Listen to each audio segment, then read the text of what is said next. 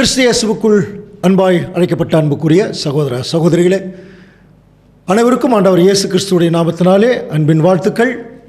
விசேஷமாக தேவன் நம்முடைய வாழ்நாளிலே ஒரு நாளை கூட்டி கொடுத்து அதிலே நம்ம ஞாயிறு காலை ஆராதனையிலே கலந்து கொள்ளவும், தேவனுடைய தெய்வீக திருவசனங்களை நாம் தியானிக்கவும் நமக்கு ஒரு நல்ல கிருபை செய்திருக்கிறார். முதலாவது நம்முடைய பிதாவாகிய தேவனுக்கு நம்முடைய அன்பு இரட்சகர் மூலம் நாம் துதிகளையும் ஸ்தோத்திரங்களையும் நாம் ஏறெடுத்துக் கொள்வோம். நம்முடைய ஆவிக்குரிய பிரயோஜனத்திற்காகவும் நாம் இன்றைக்கு தெரிந்து கொள்ளக்கூடிய தலைப்பு 2 வருகைகளுக்கு மத்தியில் என்கிற ஒரு தலைப்பு. இது ஒரு வித்தியாசமான தலைப்பு தான். கடந்த மாதங்களில் ஒரு பாடம் நம்ம ஏற்கனவே பார்த்துருப்போம். நீங்கள் யூடியூப்பில் பார்த்துருக்கலாம். 2 ஏற்பாடுகளுக்கு மத்தியில் அப்படின்னு ஒரு பாடம் பார்த்துருக்கலாம். ஸோ அந்த பாடத்திற்கும் இந்த பாடத்திற்கும் சம்பந்தம் இல்லை. ஆனால் இது ஒரு வித்தியாசமான ஒரு அணுகுமுறை, ஒரு பாடம். அன்புக்குரிய சகோதர சகோதரிகளே, 2 வருகைகளுக்கு மத்தியில், இந்த 2 வருகைகளுக்கு மத்தியில்ங்கிற போது நமக்கு அந்த அந்த அந்த தலைப்பிலேயே நமக்கு கொஞ்சம் புரிஞ்சிடும் இல்லையா? முதலாம் வருகை, 2ஆம் வருகை, ஆண்டவர் இயேசு கிறிஸ்துடைய முதலாம் வருகை, ஆண்டவர் இயேசு கிறிஸ்துடைய 2ஆம் வருகை. இந்த 2 வருகைகளுக்கு மத்தியில் ஆண்டவருக்கும் நமக்கும் என்ன தொடர்பு என்பதை குறித்து தான் ஒரு டீட்டெயிலாக ஒரு பாடத்தை நம்ம இன்றைக்கு பார்க்க போகிறோம். அதில் ரொம்ப ஆண்டவர் இயேசு கிறிஸ்து இந்த பூமியை விட்டு அவர் பரலோகம் போகும்போது விசேஷமாக தன்னுடைய சீஷர்களுக்கு அவர் சொன்ன வார்த்தையை கொஞ்சம் கவனிக்கலாம். மத்தேயு 28ஆம் அதிகாரம் 20ஆம் வசனம். இதோ உலகத்தின் முடிவு பரியந்தம் சகல நாட்களிலும் நான் உங்களுடனே கூட இருக்கிறேன் என்றார். அந்த வார்த்தையை கொஞ்சம் கவனிக்கும் போது, உலகத்தின் முடிவு பரியந்தம் சகல நாட்களிலும் நான் உங்களுடனே கூட இருக்கிறேன். அப்போ சகல நாட்களிலும் அப்படிங்கிற போது என்னைக்கு இங்கிருந்து விட்டுட்டு மேலே போனாரோ அதுக்கப்புறம் இந்த உலகத்தின் முடிவு பரியந்தம், ஆக்சுவலாக அவர் பரலோகத்தில் தான் போயிட்டார். இப்போ 2ஆம் வருகையில் அவருடைய பிரசன்ன காலத்தில் இருக்கிறோம். 2ஆம் வருகையில் வந்திருந்து அநேக காரியங்களை செய்கிறது, இதையெல்லாம் நம்ம தீர்க்க தரிசனமாக பார்த்தால் கூட இன்னும் மாம்சத்தில் இருக்கிற திருச்சபை அவரோட இன்னும் போய் சேரலை. ஒரு சில தேவனுடைய பிள்ளைகள், மூத்தவர்கள், ஜெயித்தவர்கள் உயிர்த்தெழுதலில் கிறிஸ்துவோடு போயிட்டாங்க. முதலாம் உயிர்த்தெழுதல் அதை நம்ம படிச்சிருக்கோம் இல்லையா? இப்போ அதே உயிர்த்தெழுதலுக்காக ஒரு சில தேவனுடைய பிள்ளைகள் இப்போ காத்து கொண்டிருக்கும்போது நம்ம என்ன திங்க் பண்ண வேண்டியது இருக்குன்னா, இந்த ஆண்டவர் இயேசு கிறிஸ்துடைய முதல் வருகையிலிருந்து அவருடைய 2ஆம் வருகை வரைக்கும் நான் சதா காலமும் உங்களோட கூட இருக்கிறேன் அப்படின்னா, நம்மோட கூட இருக்கிறார் அப்படின்னாலே எந்த அடிப்படையில், அது ஒரு கருத்தில் நம்ம புரிந்து கொள்ள வேண்டிய ஒரு வசனம். கிறிஸ்துவும் நாமும் அல்லது திருச்சபையும் எந்த அடிப்படையில் ஒன்றா இருக்கிறாங்க என்று சொல்லி கவனிக்கும் போது, கொலோசியர் 1ஆம் அதிகாரம் 18ஆம் வசனத்தில் நம்ம பார்க்கலாம். அவரே சபையாகிய சரீரத்துக்கு தலையானவர். அப்போ தலையும் சரீரமும் எப்போதும் எப்படி தான் இருக்கும்? ஒன்றா தான் இருக்கும். எல்லாவற்றிலேயும் முதல்வராக இருக்கும்படி அப்படின்னா சகலத்திலும் தேவனுடைய பிளான் ஆகட்டும், அவருடைய சிந்தை, செயல்பாடு, தீர்க்க தரிசனங்கள் எல்லாவற்றிலேயும் ஆண்டவர் இயேசு கிறிஸ்து தான் முதல்வர். அவரே ஆதியும் மரித்தோரிலிருந்து முதற் பேருமானவர். இப்போ இந்த முதல்வர் அப்படிங்கிற வார்த்தை முதல் யாருக்கு பொருந்தும்? எல்லாவற்றுக்கும் முதல்வர் அப்படின்னா டோட்டலாக ஒட்டுமொத்த உலக ஜனங்களையும் அந்த கருத்து சொல்லும். விசேஷமாக இந்த உலகத்தின் முடிவு பரியந்தம் சகல நாட்களிலும் நான் உங்களுடனே இருக்கிறேன். அந்த உங்களுடனேங்கிற வார்த்தை யாருக்கு பொருந்தும்? ஒரு தலை சொல்லுதுன்னா அது யாருக்கு தான் பொருந்தும்? அதனுடைய சரீரத்துக்கு தான் பொருந்தும். விசேஷமாக திருச்சபையின் மக்களுக்கு தான் அது பொருந்தும். அப்படின்னா ஆண்டவர் இயேசு கிறிஸ்து தான் பரலோகம் போயிட்டாரு. இப்போ அவர் எப்படி நம்ம கூட இருக்க முடியும்? என்ன ஒரு அடிப்படையில் இருக்க முடியும் என்று சொல்லி கவனிக்கும் பொழுது, ஆண்டவர் இயேசு கிறிஸ்து எல்லாவற்றிலும் எல்லாமான ஒருமாய், எல்லாவற்றிலும் முதல்வரான ஒருமாய், எல்லாவற்றிலும் நமக்கு வேண்டப்பட்டவருமாய் அவர் நம்ம கூடயே இருக்கிறார் அப்படின்னு சொல்லி அவர் இங்கேருந்து சொல்லிட்டு போயிருக்கார். அப்போ எந்த அடிப்படையில் அது வேணும் இல்லையா? அந்த அடிப்படையில் தான் இப்போ நம்ம என்ன செய்ய போகிறோம், பார்க்க போகிறோம். அன்புக்குரிய சகோதர சகோதரிகளே, ஆக்சுவலாக இந்த பூமிக்கு ஆண்டவர் இயேசு கிறிஸ்து வரும்போது தன்னுடைய பிதாவாகிய தேவன் கிட்ட அவர் இருக்கார் இல்லையா? அவர் குமாரனாக இருக்கார். ஆனால் இந்த பூமிக்கு அவர் கீழே வரும்பொழுதே பிதாவாகிய தேவனுடைய ஸ்தானத்தில் தான் அவர் வரார். அப்படி புரிந்த ஸ்தானம்ங்கிறது அவருடைய பொறுப்பு. பிதாவாகிய தேவனுக்கு இந்த உலகத்தை மீட்கக்கூடிய மகா பெரிய பொறுப்பு இருக்கு இல்லையா? அந்த பொறுப்பை தான் வாங்கிட்டு அவர் இந்த பூமிக்கு வரும் பொழுது விசேஷமாக என்னென்ன உறவுகளோட தன்னுடைய திருச்சபையை அவர் தொடர்பு கொள்கிறார் அப்படிங்கிறத இப்போ நம்ம பார்க்க போகிறோம். இப்போ உதாரணத்துக்கு ஒரு குடும்பத்தில் ஒரு அப்பா இருக்கார். அந்த அப்பா, ஒரு மகனுக்கு ஒரு அப்பா இருக்காருன்னு வச்சுங்களேன். அந்த மகனுக்கு அந்த அப்பா அப்பாவாக இருக்கலாம், அம்மாவாக இருக்க முடியுமா? அம்மாவாக முடியாது. அது ஒரு தனி பொசிஷன். அல்லது ஒரு ஃப்ரெண்டாக இருக்கலாம், இன்னொரு ஃப்ரெண்டாக கூட 2 பேரும் நல்ல பழகி இருக்கலாம். அதே சமயத்தில் அவர் ஒரு எஜமானனாக இருந்து பையனை ஒரு ஊழியக்காரனாக வைக்கிறதுக்கு வாய்ப்பு இருக்கா என்று சொல்லி கவனிக்கும் போது மேக்சிமம் அப்படி இருக்காது. எந்த ஒரு தகப்பனும் தன்னுடைய ஒரு கம்பெனி வச்சுருந்தாரோ அந்த கம்பெனிக்கு தன்னுடைய மகன் முதலாளியாக வரணும்னு தான் விரும்பார். அப்போது ஒரு தகப்பன் சகல நிறைய அந்த பையனோட பழகுகிற நிறைய பேர் இருப்பாங்க. ஒரு அம்மா பழகுவாங்க, தன்னுடைய தங்கச்சி பழகுவாங்க, ஃப்ரெண்ட்ஸ் பழகுவாங்க. அதே சமயத்தில் ஒரு ஆஃபீஸில் ஒரு கம்பெனி மேனேஜர் பழகுவாங்க. இப்போ எல்லாருடைய பொசிஷனையும் ஒரு அப்பா எடுத்துக்க முடியாது. அவருடைய ஸ்தானத்தில் தான் இருக்க முடியும். அப்போ அவருக்கென்று ஒரு லிமிட்டேஷன்ஸ் இருக்குது. அந்த லிமிட்டேஷன்ஸில் தான் தன்னுடைய மகனுக்கு தேவையானதை செய்ய முடியும். கவனிக்கலாம், சில பேர் சொல்லுவாங்க தன் தாய் தகப்பனிடத்தில் சொல்லாத கூட தன்னுடைய ஃப்ரெண்டுக்கிட்ட சொல்லலாம் அப்படின்னு சொல்லுவாங்க. அப்போ அந்த மாதிரி ஒரு சூழ்நிலையில் ஒரு மகனை ஒரு தவறே பண்ணுறான்னு வச்சுங்களேன். அந்த மாதிரி ஒரு சூழ்நிலையில் தன் தகப்பனிடத்தில் சொல்ல முடியாத ஒரு விஷயம் இருக்கும், அதை தன்னுடைய நண்பனிடத்தில் சொல்லலாம். அப்போ அந்த தகப்பனுடைய பொசிஷன் அந்த இடத்துல அந்த லிமிட் ஆகிடுச்சு இல்லையா?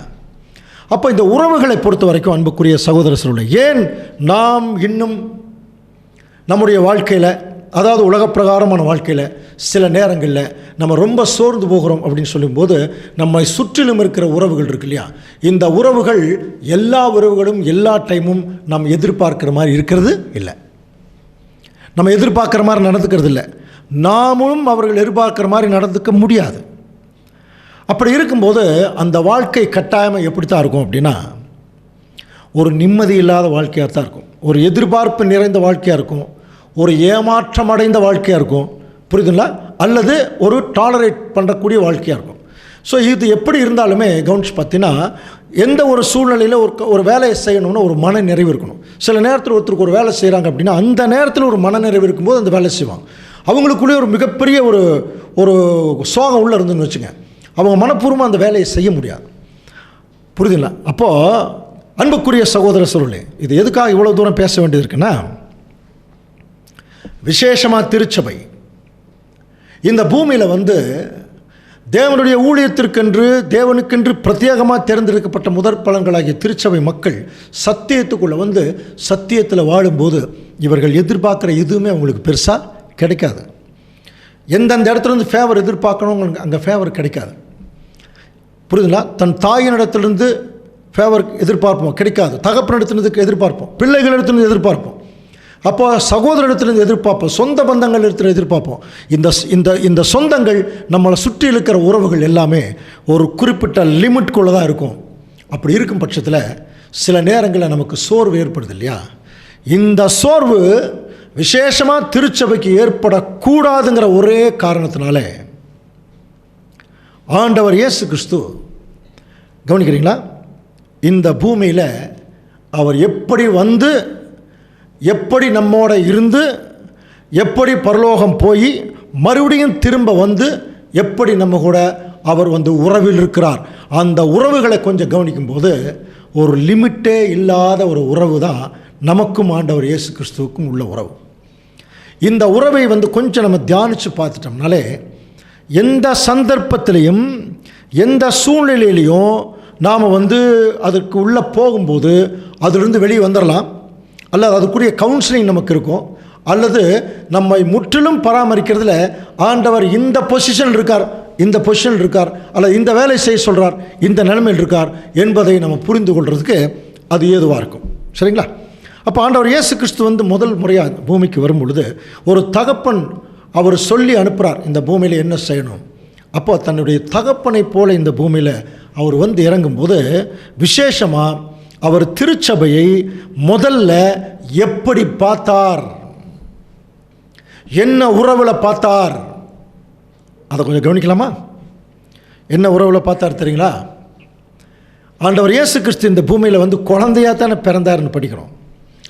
ஆனால் அவர் என்ன சொன்னார்? நான் ஆபிரகாமுக்கு முன்பாகவே இருக்கிறேன். அப்போ எல்லாத்துக்கும் மூத்தவர் தானே. அப்போ ஆண்டவர் இயேசு கிறிஸ்து பிதாவாகிய தேவனுக்கு அடுத்தது எல்லாவற்றிற்கும் மூத்தவராக இருக்கிறதுனால, அவர் எல்லாவற்றிற்கும் மூத்த நம்முடைய பிதாவாகிய தேவன் இருக்கார் பாருங்க. அவர் மாதிரியே இந்த பூமியில் இறங்குறதுனால, பிதாவாகிய தேவன் எப்படி இந்த திருச்சபையின் பிள்ளைகளை தன்னுடைய பிள்ளைகளாக நினைக்கிறாரோ, அதே மாதிரி ஆண்டவர் இயேசு கிறிஸ்துவும் முதல்ல இந்த திருச்சபையின் பிள்ளைகளை தன்னுடைய பிள்ளைகளாக நினச்சதுனால அவர் எப்படிப்பட்ட தியாகத்தை பண்ண வேண்டியது இருந்ததுன்னா, என் பிள்ளை மாம்சத்தில் இருக்கான், அதனால் நானும் மாம்சத்திலேயே போகிறேன் என்கிற ஒரு முடிவை ஆண்டவர் இயேசு கிறிஸ்து மனப்பூர்வமாக எடுக்கிறாராம் தேவனுடைய திட்டத்தில். இப்போ வாசிக்கலாம். ஆண்டவர் இயேசு கிறிஸ்து அங்கே மேலிருந்து கீழே வரும் பொழுது எந்த ஸ்தானத்தில் வராருன்னா, ஒரு தகப்பன் ஸ்தானத்தில் வந்தாராம். பிறந்தது குழந்தையா, ஆனால் வந்தது தகப்பனுடைய மைண்டில், ஒரு நிலைமையில். புரியுதுல்ல? இப்போ அந்த குழந்தைய பாருங்க, அந்த தகப்பனுடைய மடியில் அந்த குழந்தை எவ்வளோ கம்ஃபர்டபுளாக தூங்குது இல்லையா? அது ரெண்டு பேர்த்துக்குமே கம்ஃபர்டபிலிட்டி இருக்கும். அந்த குழந்தையும் தன்னுடைய தகப்பனுடைய மடியில் தூங்குகிறோம் அப்படிங்கிற ஒரு சிந்தை இருக்கும். அந்த தகப்பனும் தன்னுடைய குழந்தையை அரவணைக்கும் போது ஏன் குழந்தை அப்படின்னு அரவணைக்கிறார் இல்லையா? அந்த மனநிலையோட தான் ஆண்டவர் இயேசு கிறிஸ்து திருச்சபையை அவர் பார்க்குறாராம். இப்போ வாசிக்கலாம் பாருங்கள். எபிரேயர் 2:14 ஆதலால் பிள்ளைகள் மாம்சத்தையும் இரத்தத்தையும் உடையவர்களாய் இருக்க அவரும் அவர்களைப் போல மாம்சத்தையும் இரத்தத்தையும் உடையவரான. பார்த்தீங்களா? பிள்ளைகள் மாம்சத்தையும் இரத்தத்தையும் உடையவராக இருக்க பாருங்க, அவரும் அவர்களைப் போல மாம்சத்தையும் இரத்தத்தையும் உடையவரானார். இதை எப்படி புரிஞ்சுக்கலான்னா, இன்றைக்கெல்லாம் நம்முடைய மெட்ரிகுலேஷன் ஸ்கூலில் இந்த குழந்தைகளெல்லாம் போய்ட்டு சேர்த்தும்போது அந்த குழந்தைகளை சேர்த்துறதுக்காகவே பெற்றோருக்கு பரீட்சை வைக்கிறாங்க பாருங்கள். அந்த பெற்றோர்கள் போய் என்ன செய்வாங்கன்னா, ஏன் குழந்தை நான் இவ்வளோ பணம் கட்டுறேன், நீ எதுக்கு அப்படின்னெல்லாம் சொல்லாமல் அவங்க வைக்கிற பரீட்சைக்கு இவங்களும் எழுதுவாங்க. எதனால்? தங்கள் குழந்தைகள் மேலே இருக்கிற அந்த பிரியத்தினால. ஸோ அந்த ஒரு பிரியந்தான் ஆண்டவர் இயேசு கிறிஸ்துவை மாம்சத்தில் வருவதற்கு அது ஏதுவானதாக இருந்தோம். அப்போது ஆண்டவர் இயேசு கிறிஸ்து அவருடைய பிள்ளைகளை, திருச்சபையின் பிள்ளைகளை தன் பிள்ளைகளாக அவர் நினைக்கிறார். இதை எங்கேயாவது நமக்கு பைபிளில் இருக்கா என்று சொல்லி பார்க்கும்போது, இந்த 3 அப்பங்கள்னு சொல்லி ஒரு உவமை நம்ம பார்த்துருக்கோம். அதில் ஆண்டவர் இயேசு கிறிஸ்து பற்றி அவருடைய முதல் வருகையில் நடந்த நிகழ்ச்சியை ஒரு உவமையாக சொல்கிறார். ஒரு சிநேகிதன் நைட் டைமில் அப்பம் கேட்குறான் பாருங்கள். லூக்கா 11:6 பாருங்கள். என் சிநேகிதன் ஒருவன் வழிப்பிரயாணமாக என்னிடத்தில் வந்திருக்கிறான். ஒருத்தர் கேட்குறாரு இவர்கிட்ட, அவன் முன் வைக்கிறதுக்கு என்னிடத்தில் ஒன்றுமில்லை, நீ 3 அப்பங்களை எனக்கு கடனாக தர வேண்டும் அப்படின்னு சொல்லும்போது, வீட்டுக்குள் இருக்கிறவன் பிரதியுத்தரமாக, என்னை தொந்தரவு செய்யாதே, கதவு பூட்டி ஆயிற்று, என் பிள்ளைகள் என்னோட படுத்திருக்கிறார்கள், நான் எழுந்திருந்து உனக்கு தரக்கூடாது அப்படின்னு சொல்லி அங்கே சொல்கிறார். அதுக்கப்புறம் பார்த்தீங்கன்னா, பின்பு அவன் சிநேகிதனாக இருக்கிற நிமித்தம் எழுந்து அவனுக்கு கொடாவிட்டாலும் தன்னிடத்தில் அவன் வருந்தி கேட்டது நிமித்தமாவது எழுந்து அவனுக்கு கொடுப்பான். ஸோ இந்த வசனம், இந்த ஓமை நமக்கு தெரியும் இல்லையா? அந்த இடத்துல ஆண்டவர் இயேசு கிறிஸ்து தான் அந்த ஒரு மெயின் கேரக்டர். அவர் சொல்கிறார், என் பிள்ளைகள் இப்போ என்னோட இளைப்பாரிட்டுருக்காங்க. அப்போ அன்றைக்கு இஸ்ரேல் ஜனங்களை அவர் யாராக நினைக்கிறார்? இப்போ முதல்ல பிள்ளைகளை அவர் நினைக்கிறார். அது மட்டும் இல்லை, அன்புக்குரிய சகோதர சகோதரி, ஒரு முறை இந்த சிரேபேனிக்கையா தேசத்தாளை கிரேக்க ஸ்திரீ தன் மகளுக்கு பிடித்திருந்த பிசாசை துரத்தி உடனே கேட்கும்போது ஆண்டவர் சொன்ன பதில் தெரியும் இல்லையா? மார்க் 7:27. இயேசு அவளை நோக்கி, முந்தி பிள்ளைகள் திருப்தி ஆகட்டும், பிள்ளைகளின் அப்பத்தை எடுத்து நாய்க்குட்டிகளுக்கு போடுகிறது நல்லதல்ல. ஆண்டவர் இயேசு கிறிஸ்து என்னவா நினைக்கிறாரா? தன்னுடைய பிள்ளைகளாக நினைக்கிறார். விசேஷமாக எப்படி புரிந்துக்கணும்னா, திருச்சபை. அதனால தான் நான் உங்களுடனே இருக்கிறேன். அப்போ முதல் வருகையில் எப்படி ஒரு தகப்பன் தன்னுடைய பிள்ளைகளோட அது வளர்கிற வரைக்கும் இருக்கிறாரோ, கூட வருது, அதுக்கு வளர்ந்ததுக்கப்புறம் அது படிக்கிறதுக்கு போகும், எங்கேயாவது போகும். அப்போ அது வரைக்கும் தன்னுடைய பிள்ளைகளை தன்னுடைய பராமரிப்பில் வைக்கிறாரோ, அந்த மாதிரி ஆண்டவர் இயேசு கிறிஸ்து முதல் வருகையில் வந்த உடனே தன்னுடைய பிள்ளைகளை தன்னுடைய பராமரிப்பில் எடுக்கிறார்.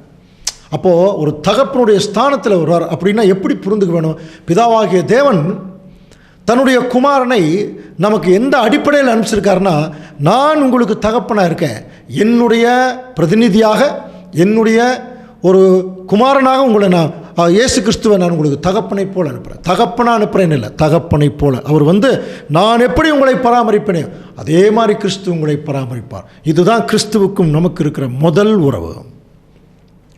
கவனிக்கிறீங்களா? அடுத்தது ஒரு தாய். ஆண்டவர் இயேசு கிறிஸ்து இந்த பூமியில் திருச்சபைக்கு ஒரு தாயாகவும் இருந்திருக்கார். எப்படி சொல்லலாம்? அது நமக்கு ஏற்கனவே படிச்சுக்கிறோம், திருத்துவம் சப்ஜெக்டில் படிச்சிருக்கிறோம் இல்லையா? ஆண்டவர் இயேசு கிறிஸ்து தன்னுடைய பிதாவாகிய தேவனை அவரை பற்றி சொல்லிகிட்டே இருப்பார். எப்படி ஒரு பிறந்த குழந்தைக்கு அது வளரும்போது தன்னுடைய தகப்பனை யார் தான் இன்ட்ரடியூஸ் பண்ணுவாங்க? தாய் தான். இவர் தான் உங்கள் அப்பா என்று இன்ட்ரடியூஸ் பண்ணும்போது அந்த குழந்தைக்கு ஆட்டோமேட்டிக்காக தன்னுடைய தந்தை மேலே அங்கே ஒரு அன்பு வரும் இல்லையா? ஸோ அப்போது அந்த பிதாவாகிய தேவனை நமக்கு முதல் அவர் யார் என்று புரிய வைத்த ஒரு தாய் ஸ்தானத்தில் யார் இருக்கிறதுனா ஆண்டவர் இயேசு கிறிஸ்து இருக்கார். இஸ்ரேல் ஜனங்களுக்கே ஒரு தாய் ஸ்தானத்தில் தான் இருந்தார் நம்ம படிச்சிருக்கிறோம்.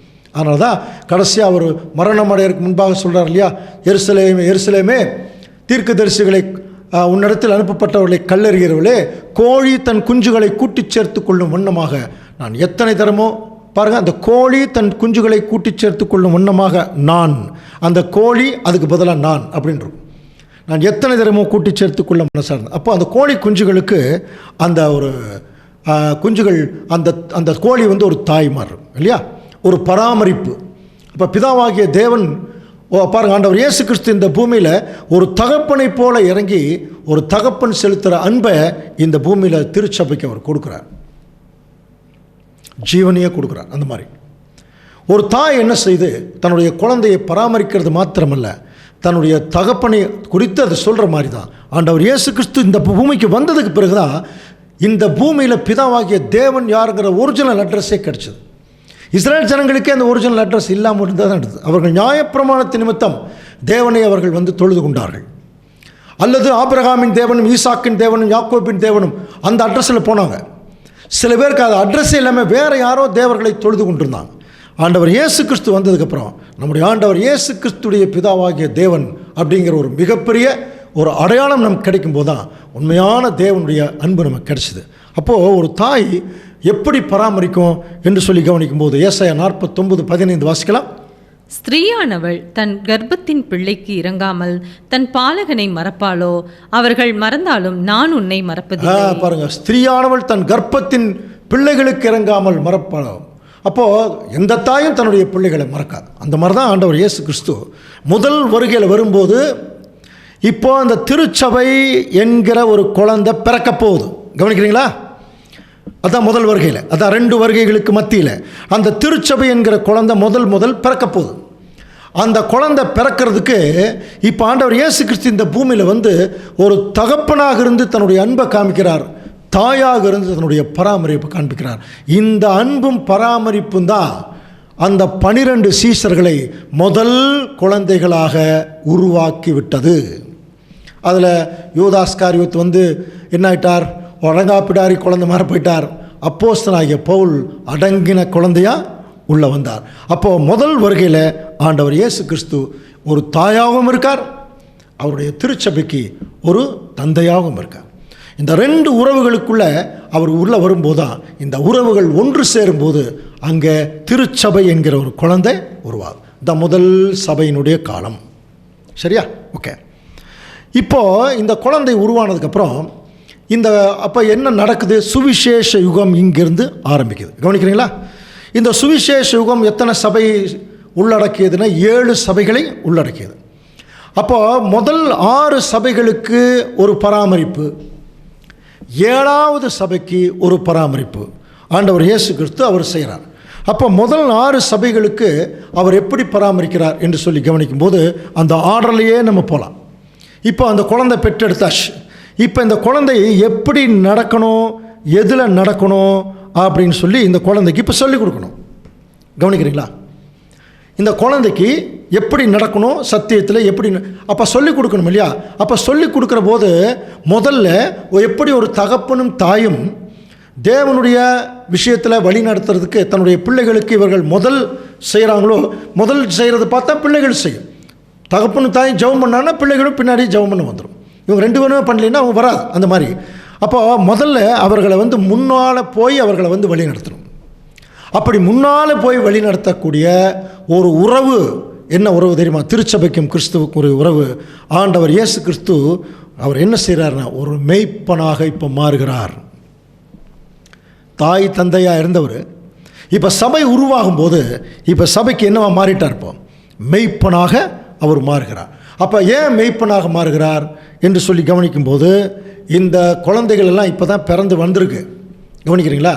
இந்த குழந்தைகள் பிறக்கும் போதே இந்த ஆட்டுக்குட்டிகளை அடித்து சாப்பிட்றதுக்கு நிறையா சிங்கங்கள் புலிகள் எல்லாம் ரெடியாக இருக்குது.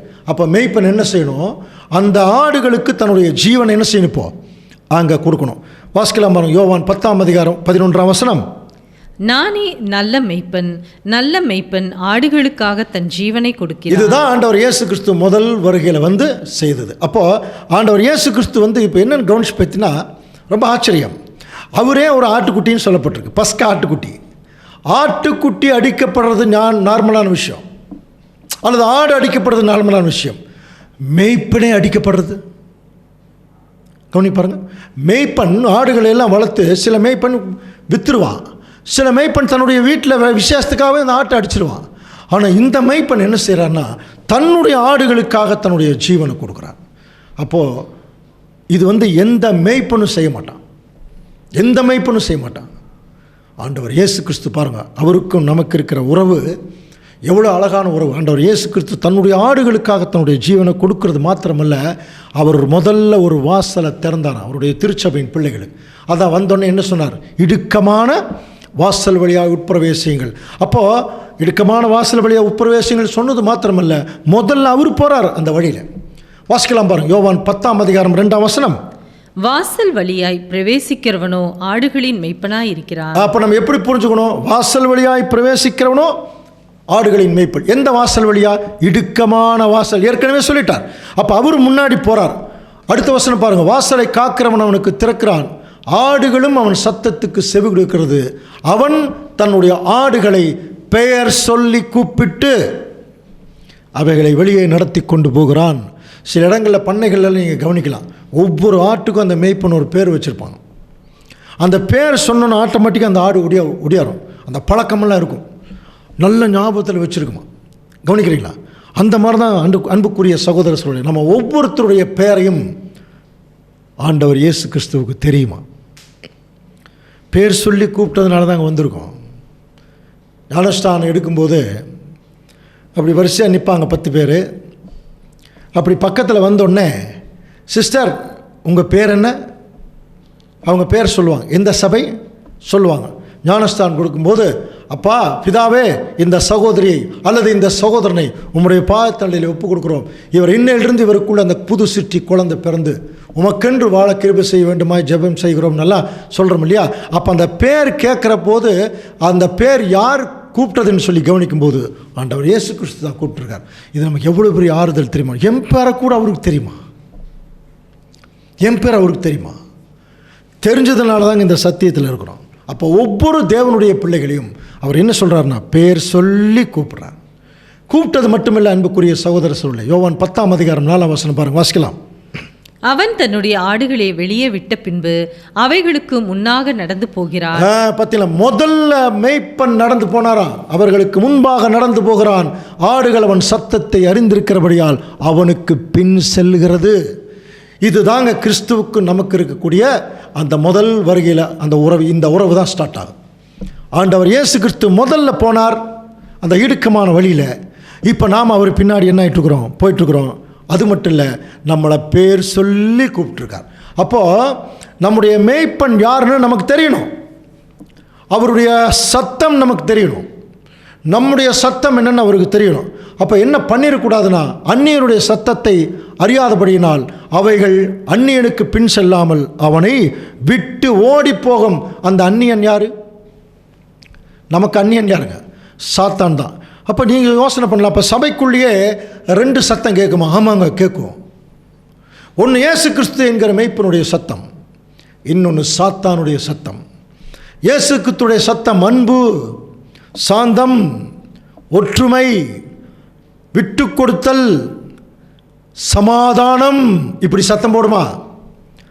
சாத்தான் எப்படி சத்தம் போடுவோன்னா வெறுப்பு, ஒளிப்பு, கடுப்பு, புரியுதுங்களா? இப்படி சத்தம் போடுமா. கலகம், இப்படி தான் சத்தம் போடுமா. சபையில் 2 சத்தம் கேட்கும். 2 சத்தமும் 2 மேய்ப்பர்களிடத்தில் தான் வருது. ஒரு மேய்ப்பன் தன்னுடைய ஆடுகளுக்காக ஜீவன் கொடுக்குறார் கிறிஸ்து. இன்னொரு மேய்ப்பன் இருக்கான் சாத்தான், ஆடுகளுடைய ஜீவனையே எடுத்துருவான். கவனிங்க, அதனால தான் மேய்ப்பனாய் இராதவனும் ஆடுகள் தனக்கு சொந்தம் அல்லாதவனுமாய் கூலியால் ஓனாய் வருகிறதை கண்டு ஆடுகளை விட்டு என்ன பண்ணிடுவான்? ஓடிப்போகிறான். அப்பொழுது ஓனாய் ஆடுகளை பீறி சிதறடிக்கும். ஏன்னா கூலியால் கூலிக்காக வேலை செய்கிறவனாகியால் ஓடிப்போகிறான். ஆடுகளுக்காக அவன் கவலைப்பட மாட்டான். கவனிக்கிறீங்களா? அப்படின்னா நிறைய பேர் வழி நடத்துகிறவங்க கூலிக்காக தான் வேலை செய்கிறாங்களாம். அதாவது இப்போ நம்ம சொல்கிறது பெயர் சபையில் நிறைய பேர் காணிக்கை வாங்கிறது, அந்த தசம பாகர் வாங்கிறதுக்காக வேலை செய்கிறாங்கன்னு சொல்லலாம். இப்போ நம்ம சத்தியத்தில் இருக்கிற சபை மக்கள் கூலிக்காக வேலை செய்கிறாங்கன்னு நம்ம சொல்ல முடியுமா? அப்படி சொல்ல முடியாது. ஆனால் ஏதோ ஒரு எதிர்பார்ப்பில் வேலை செய்யலாம். அந்த எதிர்பார்ப்பு மாம்ச இச்சை அதில் இருக்கலாம், பெருமை இருக்கலாம், நிறையா தவறான விஷயங்கள் இருக்கலாம். அந்த எதிர்பார்ப்பை தான் இங்கே கூலின்னு நம்ம எடுத்துக்கணும். புரியுதுங்களா? அப்படி ஒரு வேலை செஞ்சால் இந்த மாதிரி அந்நியன் ஏதாவது ஓநாய்கள் கடிக்க வரும்போது என்ன ஆகிடுமா? அது ஓடி போயிடும். ஆனால் உண்மையான அந்த மேய்ப்பன் என்ன செய்வார்னா தன்னுடைய ஆடுகளுக்காக தன் ஜீவனை கொடுக்குறார். கிறிஸ்து இந்த கேரக்டர் தாங்க இப்போ நமக்கு சொல்லி கொடுத்துட்டு போயிருக்கார். அதனால தான் என்ன சொன்னார்னா, நான் என்னுடையவைகளை அறிந்தும் என்னுடையவைகளால் அறியப்பட்டும் இருக்கிறேன், ஆடுகளுக்காக என் ஜீவனையும் கொடுக்கிறேன். என்னோட ஆடுகளை பற்றி எனக்கு தெரியும். கவனிக்கிறீங்களா? என்னுடைய ஆடுகளை பற்றி எனக்கு தெரியும் ஆண்டவர் இயேசு கிறிஸ்து சொல்கிறார். நம்மளும் என்னுடைய மேய்ப்பனை குறித்து எனக்கு தெரியும் என்று சொல்கிறதுக்கு எவ்வளவு பேருக்கு அந்த ஒரு விசுவாசம் இருக்குது? என்னுடைய கிறிஸ்து இப்படி தாங்க என்னை வழி நடத்துவார். புரியுதுங்களா? இன்றைக்கி இது எப்படி புரிஞ்சுக்கணும்? சில பேர் சத்தியத்தில் வழி நடத்தக்கூடிய தேவனுடைய பிள்ளைகள் நல்லபடியாக இருக்கும்போது அவர்களை மற்றவர்கள் தவறாக பேசினான்னு வச்சுங்க, உண்மையான திருச்சபையின் பிள்ளைகள் என்ன சொல்லணும்? என்னுடைய மேய்ப்பனை குறித்து எனக்கு தெரியும். அதே மாதிரி சத்தியத்தில் இருக்கிற சகோதரர்களை பற்றி யாராவது தவறாக சொன்னால் அந்த மேய்ப்பன் நிலைமையில் இருக்கிற சகோதரர் என்ன சொல்ல, என் சகோதரனை பற்றி எனக்கு தெரியுங்க, நீ ஒன்றும் பேச வேண்டாம். இதுதாங்க அன்பு, இதுதான் வழிநடத்துதல், இதுதான் பெயர் சொல்லி அழைத்தல். ஆண்டவர் இயேசு கிறிஸ்து இந்த உறவில் தான் அவருடைய திருச்சபையை வழிநடத்திட்டு போகிறார். ஆனால் இன்னொரு விஷயம் பாருங்கள், என்ன நடந்திருக்குன்னா, அவர் இருக்கிற வரைக்கும் அவர் முன்னாடி போனார், நம்மெல்லாம் பின்னாடி போனோம், அவருடைய திருச்சபையின் மக்கள் பின்னாடி போனவங்க ஒரு சேஃபாக போயிட்டு வந்துட்டு இருந்தோம். ஆனால் ஆண்டவர் இயேசு கிறிஸ்து மேலே போகும்போது என்ன பண்ணிட்டு போயிட்டார் தெரியுங்களா? மத்தேயு 10:16 ஆடுகளை ஓநாய்களுக்குள்ளே அனுப்புகிறது போல இதோ நான் உங்களை அனுப்புகிறேன்.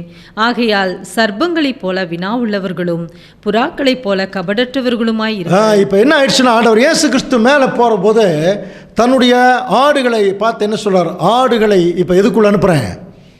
ஓநாய்களுக்குள்ளே அனுப்புகிறது போல நான் அனுப்புகிறேன். இப்போ நம்மெல்லாம் எங்கே வந்தாச்சு தெரியுங்களா?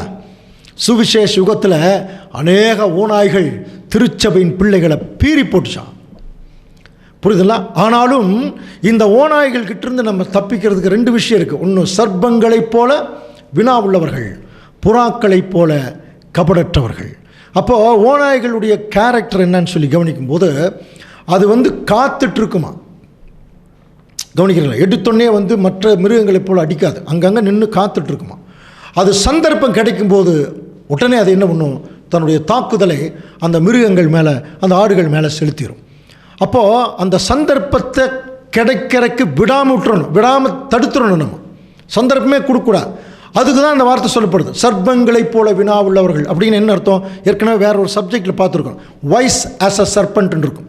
அதாவது பாம்பு ஒரு வழியில் போகும்போது அந்த வைப்ரேஷன் இருக்குல்ல, அதிர்விலேயே தனக்கு ஏதாவது ஆபத்து இருக்குன்னு உணர்ந்துட்டு அது வித்துட்டா வாங்கிடும். அந்த மாதிரி தேவனுடைய திருச்சபையின் பிள்ளைகள் தாங்கள் பேசுறது வைப்ரேஷன், செயல்பாடுகள் வைப்ரேஷன், இதில் ஏதாவது பாதகம் இருக்கா அல்லது பின்னாடி ஏதாவது பிரச்சனை ஆகுமா என்று ரொம்ப ஞானமாக தெளிந்த புத்தி உள்ளவர்களாக இருந்துட்டோம்னா நம்ம அதிலிருந்து வித்துட்டா வாங்கும்போது பிரச்சனையிலிருந்து ஓனாய்கிட்டிருந்து தப்பிச்சிருவோம். அதே சமயத்தில் புறாக்களைப் போல கபடற்றவர்களாயும் இருக்கணும். எந்த விதமான தவறான சிந்தனைகளும் உள்ளே இருக்கக்கூடாது. இது 2 இல்லாமல் இருக்கும்போது தேவனுடைய திருச்சபையின் பிள்ளைகளை பிதாவாகிய தேவன் என்கிற மகா பெரிய மேய்ப்பன் தன்னுடைய கிறிஸ்து என்கிற மேய்ப்பர் மூலம் நம்மளை மேய்க்கிறதுக்கு அவர் ரெடியாக இருக்கார். ஆனால் நம்ம இந்த பூமியில் வாழக்கூடிய வாழ்க்கை எப்படி தெரியுங்களா இருக்குது? ரோமர் 8:35 உமது நிமித்தம் என் நேரமும் கொல்லப்படுகிறோம், அடிக்கப்படும் ஆடுகளைப் போல எண்ணப்படுகிறோம் என்று எழுதியிருக்கிறபடி நேரிட்டாலும். அப்படி பின்னாடி சில வசனங்கள் வரும். அப்போது இந்த பூமியில் ஆண்டவர் இயேசு கிறிஸ்து ஒரு பிரதான மேய்ப்பராக இருந்து நம்மளை வழி நடத்திட்டாலும் இப்போ நம்ம இந்த பூமியில் அடிக்கப்படுகிற ஆடுகளைப் போல தான் இருக்கிறோம். யார் மாதிரி? நம்முடைய ஆண்டவர் இயேசு கிறிஸ்துவே இந்த பூமியில் எப்படித்தான் இருந்தாராம்? அடிக்கப்பட போகிற ஆடுகளைப் போல. ஏசாயா 53ஆம் அதிகாரம் படிச்சிருக்கோம் இல்லையா? அவர் என்ன நமக்கு இந்த உறவில் உணர்த்துறாருன்னா, என் பிதாவாகிய தேவனுடைய பிரதான மேய்ப்பர் அவர் என்னை மேய்ச்சி இந்த பூமிக்கு அனுப்பும்போது ஜீவனை கொடுக்க அனுப்பினார். அதே மாதிரி தான் இந்த பூமியில் நீங்களும் உங்கள் வாழ்க்கை மற்றவர்களுக்காக உங்கள் ஜீவன் கொடுக்குற அளவுக்கு இருக்கணும். ஸோ அதுதான் இந்த உறவினுடைய ஒரு மேன்மையார். அப்படின்னா இதை பார்த்துட்டு நமக்கு நிறைய அடிக்கப்படுகிற ஆட்களைப் போல இருக்குதே, நம்ம அதுக்கு பயந்துக்கலாமா என்று சொல்லி பார்க்கும்போது பயப்பட வேண்டியதில்லை. காரணம் என்னன்னா, இயேசு கிறிஸ்து நமக்கு மெய்ப்பனாக இருக்கார். அப்படின்னா மெய்ப்பன்கிறது ஒரு டாப் லெவல், அந்த மந்தைங்கிறது ரொம்ப கீழான நிலைமை. ஏன்னா மெய்ப்பன் என்கிறவர் ஒரு மனுஷன், மந்தைங்கிறது ஒரு மிருகம். அப்போ இதுக்கு ரெண்டுக்கு எவ்வளோ பெரிய வித்தியாசம் இருக்கு இல்லையா? அந்த அளவுக்கு கிறிஸ்து உயர்ந்தவராக இருக்கார். ஆனால் அப்படிப்பட்ட சூழ்நிலையில் இவர் இறங்கி அவருடைய திருச்சபையின் பிள்ளைகளோட ரொம்ப நெருங்கி எப்படி வரார் என்று சொல்லும்போது அது அடுத்த உறவுக்குள்ளாக வரார். என்ன உறவு தெரியுமா? கிறிஸ்துவுக்கும் நமக்கும் ஒரு முக்கியமான உறவுக்குள்ளே அவர் நம்மளை வழி நடத்துகிறார். என்ன உறவுன்னா, சகோதரன், மூத்த சகோதரன். மூத்த சகோதரனை தெரியுமில்ல, ஒரு தாய் வயிற்றில் பிறந்தவர்கள் அல்லது ஒரு தந்தைக்கு பிறந்தவர்கள். அதனால தான் ஆண்டவர் இயேசு கிறிஸ்து இந்த பூமியில் சகோதரர்கள் அப்படின்னு சொல்லி நம்மை அழைத்ததனுடைய அந்த தார்ப்பரியம் என்ன வாசிக்கலாம் பாருங்கள். சங்கீதம் 22:22. உம்முடைய நாமத்தை என் சகோதரருக்கு அறிவித்து சபை நடுவில் உம்மை துதிப்பேன். பாருங்க, உம்முடைய நாமத்தை என் சகோதரருக்கு. ஏன்? நமக்கு பிதாவாகிய தேவனுடைய நாமத்தை ஆண்டவர் இயேசு கிறிஸ்து அறிவிச்சிருக்கார். ஏற்கனவே பார்த்த ஒரு தாயை போல செய்திருக்கார். இப்போ இங்கே பார்த்தீங்கன்னா ஒரு சகோதரர் அதாவது ஒரு சகோதரர் மாதிரி நினச்சி தேவன் ஆண்டவர் இயேசு கிறிஸ்து நமக்கு என்ன செய்கிறார்னா, பிதாவாகிய தேவனுடைய நாமத்தை அறிவிக்கிறார். இதில் இதே வசனத்தை எபிரேயரில் கையாளும் போது எபிரேயர் 2:11 பாருங்கள். எப்படி எனில், பரிசுத்தம் செய்கிறவரும் பரிசுத்தம் செய்யப்படுகிறவர்களுமாகிய யாவரும் ஒருவராலே உண்டாயிருக்கிறார்கள். அப்போ பரிசுத்தம் செய்கிறவர் கிறிஸ்து, நாம பரிசுத்த செய்யப்படுகிறவர்கள், ரெண்டு பேரும் ஒருவராலே உண்டாயிருக்கிறார். அப்போ ரெண்டு பேருக்கும் ஒரே தகப்பன். அப்போ ஆண்டவர் இயேசு கிறிஸ்து நமக்கு என்னவா இருக்கார்? சகோதரர். கவனிக்கிறீங்களா? ஆனால் இதன் நிமித்தம் அவர்களை சகோதரர் என்று சொல்ல அவர் வெட்கப்படாமல். காரணம் என்ன? அப்படி ஒரு விஷயம் சொன்னோம் இல்லையா? மெய்ப்பன் ஒரு மனுஷன், மிருகங்கள், ஆட்டுக்குட்டிகள் மிருகங்கள். இப்போ ஒரு மனுஷன் ஒரு மிருகத்தை இது என்னுடைய தம்பின்னு சொல்ல முடியாது. நம்ம அந்த நிலைமையில தாங்க இந்த பூமியில் இருக்கோம். எந்த மிருகத்தையும் ஆட்டுக்குட்டி என்னுடைய தம்பி, என் தங்கச்சின்னு சொல்லுவாங்களா? என்னுடைய வளர்ப்புன்னு வேணா சொல்லுவாங்க. ஆனால் அப்படிப்பட்ட நிலைமையில் இருக்கிறவங்கள ஆண்டவர் இயேசு கிறிஸ்து இப்போ எப்படி கூப்பிட்றாருன்னா, என்னுடைய சகோதரர். அவருக்கு வெட்கம் வரலையா? நமக்கு தான் வெட்கமாக இருக்குது இல்லையா? சில நேரங்களில் நம்முடைய தகப்பன் ஒரு நல்ல இடத்துல நல்ல பேர் வாங்கியிருப்பார். நம்ம போய் அவருக்கு கெட்ட பேர் வாங்கக்கூடிய நிலைமைக்கு போயிட்டோன்னு வச்சுங்களேன், அப்போ நமக்கே வெக்கமாக இருக்கு, இவர் எங்கள் அப்பான்னு சொல்கிறதுக்கு வெக்கமாக இருக்கும் இல்லையா? அந்த மாதிரி. அப்போ ஆண்டவர் இயேசு கிறிஸ்து எவ்வளோ பெரிய ஒரு நிலைமையில் இருக்கிறவர். நம்ம எல்லாமே அவரை வெட்கப்படுத்தக்கூடிய நிலைமையில் தான் இருக்கிறோமா? நம்முடைய செயல்பாடுகளில், சிந்தையிலனா பேசுகிறதெல்லாம் நல்லா பேசுவோங்க. அருமையான சத்தியம், அழகான சத்தியம், அருமையான குடும்பம், அருமையான சபை கூடு எல்லாம் பேசுவோம். ஆனால் அநேக நேரங்களில் நம்ம ஏண்டா இவங்களை கூட்டோம் இந்த சத்தியத்துக்குள்ள என்று ஆண்டவர் இயேசு கிறிஸ்து நினைக்கிற அளவுக்கு நம்முடைய பேச்சுக்களும் செயல்பாடுகளும் ஆயிடுதான். ஆனாலும் அவர் நம்மை சகோதரர் என்று சொல்ல வெட்கப்படாமல். அப்படின்னா எந்த அளவுக்கு நமக்கு கீழே அவர் இறங்குறார் பாருங்க ஆண்டவர் இயேசு கிறிஸ்து. சில நேரங்களில் அப்படி சகோதரருக்குள்ளேயே சில கருத்து மாறுபாடுகள் கூட நிறைய பேர் பிரிஞ்சே போயிருக்கிறாங்க குடும்பத்தில், சொத்து தகராறு அந்த மாதிரிலாம். ஆனால் இப்படிப்பட்ட சூழ்நிலையில் எந்த விதமான எதிர்பார்ப்பும் இல்லாமல் ஒரு இன்னொரு உறவு இருக்குது. அந்த உறவில் பார்த்தீங்கன்னா ரொம்ப யதார்த்தம் இருக்கும். அந்த உறவில் சில நேரங்களில் அதில் துரோகம் கூட நடக்கலாம். ஆனால் இயேசு கிறிஸ்து அந்த யதார்த்தமான உறவை நமக்குள்ளே கொண்டு வர்றதுக்கு ஒரு முக்கியமான காரணம் இருக்குது. அது என்ன உறவுன்னு சொல்லி பார்த்தீங்கன்னா, ஃப்ரெண்டு, சிநேகிதர். ஆபிரகாமுக்கு நான் செய்ய போகிறதை மறைப்பேனோ சொன்னார் இல்லையா? ஏன் சொன்னார்? நான் செய்ய போகிறதை ஆபிரகாமுக்கு மறைப்பேனோ ஏன் சொன்னார்னா, தேவன் ஏன் சொல்கிறார்? ஆபிரகாம் தேவனுடைய ஃப்ரெண்டு. பாருங்கள், அவன் தேவனுடைய சிநேகிதன் எனப்பட்டான். அப்போது தன்னுடைய சிநேகிதனுக்கு ஒரு சிநேகிதர் என்ன பண்ணுவார்? தன்னுடைய மனசு இருக்கிறது எல்லாத்தையும் சொல்லுவார். அது நல்லதாக இருந்தாலும் சரி, கெட்டதாக இருந்தாலும் சரி. சில நேரங்கள் எப்படி தோணும் தெரியுங்களா? நல்ல பழகின நண்பர்களுக்குள்ளே நமக்குள்ளே ஒரு பாவம் வந்துருச்சுன்னா கூட அதை அவங்கள்ட்ட சொல்லிட்டா நம்மளை தப்பாக நினச்சிக்க மாட்டாங்கங்கிற எண்ணம் இருக்கும். இதே நம்முடைய ஒரு தப்பு பண்ணிவிட்டு தன்னுடைய தகப்பனிடத்தில் போய் சொல்ல முடியுமா? வருந்துவாங்க, கவலைப்படுவாங்க, சோகமாயிடுவாங்க. ஒரு தாயாகட்டும், ஒரு மனைவி ஆகட்டும், ஒரு கணவன் ஆகட்டும். ஆனால் அதே ஒரு தவறை நீங்கள் ஒரு ஃப்ரெண்டுக்கிட்ட சொல்லி பார்க்கும்போது என்ன சொல்லுவாங்க? சரி விடுப்பா, சரி இதெல்லாம் இருக்கிறதா நடக்கிறதா பார்த்துக்கலாம். ஒரு நல்ல நண்பன் அப்படி தான் சொல்லுவான். சரி இனி சரி பண்ணிக்கோ, கரெக்ட் பண்ணிக்கோ, அவ்வளோதான், நடந்து முடிஞ்சிச்சில், விடுப்பா பார்த்துக்கலாம். இப்படி தாங்க ஒரு பக்குவமான நண்பர்கள் சொல்லுவாங்க இல்லையா?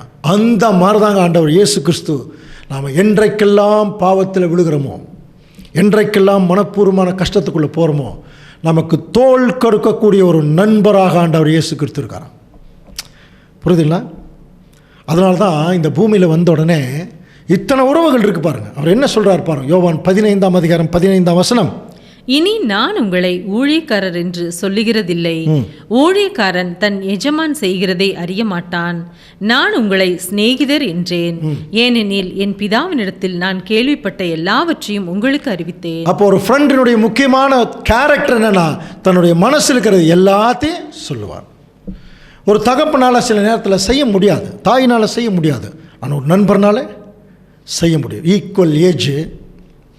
அப்புறம் நார்மலாகவே நண்பர்கள் எல்லாமே பார்த்தீங்கன்னா ஒரு ஈக்குவல் ஏஜில் தான் இருப்பாங்க. அதை மீறி சில பேர் இருப்பாங்க. தாவீது யோனத்தானை போல ரொம்ப வயசு டிஃப்ரென்ஸ் அவங்களுக்குள்ள. அவ்வளோ அருமையாக நேசிச்சாங்க ரெண்டு பேரும். பைபிள் வசனத்தில் படிச்சிருக்கணும் இல்லையா? ஆனால் மேக்ஸிமம் பார்த்தீங்கன்னா ஒரே ஈக்குவல் ஏஜில் இருப்பாங்க. அவர்கள் தங்களுடைய இப்போ கூட யோசனை பண்ணி பார்த்தீங்கன்னா அன்புக்குரிய சகோதரர் எல்லாருக்குமே அந்த அனுபவம் இருக்கும். கல்லூரி நாட்களில் கல்லூரியில் மாணவர்கள் அவங்க அந்த ஃப்ரெண்ட்ஸோடு இருந்த அந்த வாழ்க்கையை என்றைக்குமே மறக்கவே மாட்டான். ஏன்னா அந்த டைமில் தான் மனம் விட்டு பேசுகிறது, அப்புறம் நல்லதும் செய்வாங்க, சிலது கெட்டதும் செய்வாங்க. ஆனால் யாரையும் தவறாக நினைக்க மாட்டாங்க. அப்புறம் எல்லாத்தையும் சொல்லுவாங்களாம். அதுதான் நமக்கு வேதம் சொல்லுது பாருங்கள். நான் உங்களை ஃப்ரெண்டுன்னு ஏன் சொல்கிறேன்னா, எங்கிட்ட இருக்கிறது என்னென்னவோ அத்தனையும் உங்ககிட்ட நான் சொல்லிட்டேன். அப்போ ஆண்டவர் இயேசு கிறிஸ்து நம்மை ஒரு மிகச்சிறந்த நண்பராக நினைக்கிறதுனால தான் அவருடைய எல்லா சத்தியங்களும் இப்போ நமக்கு என்ன பண்ணிகிட்ருக்கார், சொல்லிகிட்ருக்கார். இது நம்ம ரொம்ப நல்லா ஃபீல் பண்ணலாம். தேவனுடைய சத்தியங்கள் நம்ம எந்தெந்த வகையிலெல்லாம் கிடைக்கணுமோ கிடைச்சிட்டே இருக்கு இல்லையா? அப்போ என்ன நினைக்கிறார் ஆண்டவர் இயேசு கிறிஸ்து? நம்மளை ரொம்ப ஒரு நெருங்கின நண்பராக அவர் நினைக்கிறார். இப்படி தாங்க யூதாஸ்காரியோத்தை நினைச்சார். துரோகம் பண்ணலாமா? யூதாஸ்காரியோத்து எவ்வளோ பெரிய துரோகம் இல்லையா? ஆண்டவர் இயேசு கிறிஸ்து இப்போ நமக்கு அவர் நல்ல நெருங்கிய நண்பராக இருக்கார். நம்மக்கிட்ட எல்லாத்தையும் சொல்கிறார். அதே மாதிரி தாங்க நம்முடைய சகோதரர்கள் எல்லாருமே அவ்வளோ நெருக்கமாக நம்ம பழகிறோம். சில நேரத்தில் அவ்வளோ நெருக்கமாக பழகியிருப்பாங்க, திடீர்னு துரோகம் பண்ணிட்டு போயிடுவாங்க.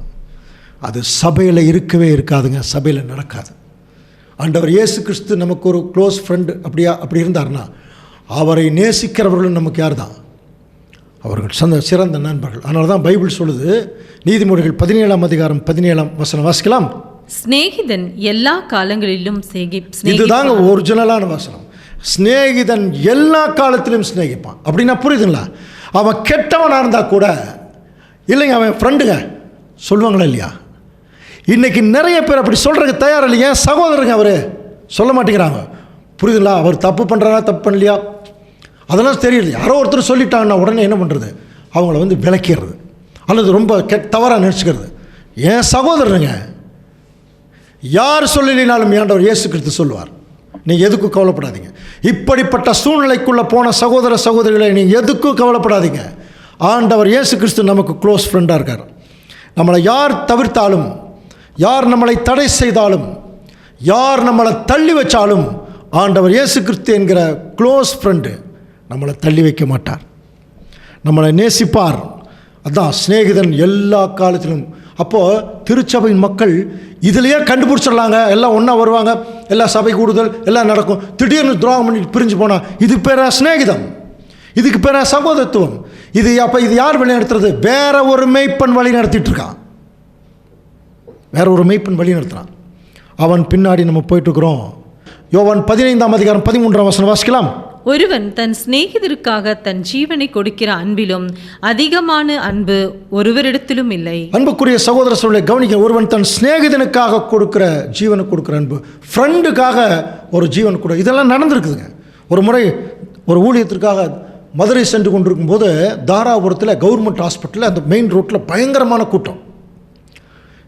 அதாவது ஊரே அங்கே தான் நிற்குது. என்ன காரணம்னா, அந்த ஒரு ஆற்றுக்குள்ளே 3 நண்பர்கள் போய் குளிக்க போயிருக்காங்க. ஒரு நண்பன் வந்து புதைக்குழியில் அந்த அந்த சுழலில் மாட்டிட்டான். அந்த நண்பனை காப்பாற்றுறதுக்கு இன்னொரு நண்பன் போகிறான். அவன் போய் கையை பிடிக்கிறான், அவனும் மாட்டிக்கிறான். 2 பேரும் கீழே போகிறாங்க. இன்னொருத்த பிடித்தா அவனும் கீழே போயிடுவான் அப்படின்னு எல்லாம் சத்தம் போடுறாங்க. ஆனால் அந்த 3வது நண்பனும் தன்னுடைய 2 நண்பர்களுக்காக தன்னுடைய கையை பிடிச்சி 3 பேருமே தண்ணிக்குள்ளே போய் இறந்துட்டாங்க. அந்த தியாகத்திற்காக அந்த ஊரே வந்து அந்த ஒரு ஹாஸ்பிட்டலில் நின்னாங்க. சகோதரனுக்காக ஒரு சின்ன விஷயத்தில் கூட விட்டு கொடுக்க முடியுதான்னு பாருங்கள். பைபிள் வசனம் எவ்வளோ எக்ஸ்ட்ரீமாக இருக்குது. நீ சகோதரனுக்காக ஜீவன் கொடுன்னு சொல்லியிருக்கு. ஜீவனை எடுக்கிறதுக்கு நிறைய பேர் தயாராக இருக்கிறாங்க. சகோதரனுடைய ஜீவன் எடுக்கிறதுக்கு வெறுப்பு, கசப்பான வைராக்கியம், ஆனால் சத்தியம் நல்ல வாயில் பேசுவாங்க. இதெல்லாம் பார்த்தீங்கன்னா ஒருத்தரும் பரலோகம் போக முடியாது. கவனிக்கிறீங்களா? யாரும் போகிறதுக்கு வாய்ப்பு இல்லை. இந்த கண்டிஷனுக்கு வரணும். ஆண்டவர் சும்மா வந்து இத்தனை உறவுகளோடு நம்மளை உறவு கொள்றதில்லை. அவர் ஒவ்வொரு உறவிலையும் நாம் எப்படி இருக்கணும்னு சொல்லிட்டு இருக்கார். அன்புக்குரிய சகோதர சகோதரர்களே, அதனால தான் நமக்கு ஏற்கனவே கல்யாண வஸ்திரம் ஒரு சப்ஜெக்ட் பார்த்துருக்கோம் இல்லையா? எல்லாரும் விருந்துக்கு வந்ததுக்கப்புறம் ஒருத்தன் கல்யாண வஸ்திரம் போடாமல் உட்காந்துருக்கான். அப்போ அவனை பார்த்து அந்த எஜமான் என்ன சொல்கிறார்? சிநேகிதனே, நீ கல்யாண வஸ்திரம் இல்லாதவனாய் எப்படி இங்கே வந்தாய்?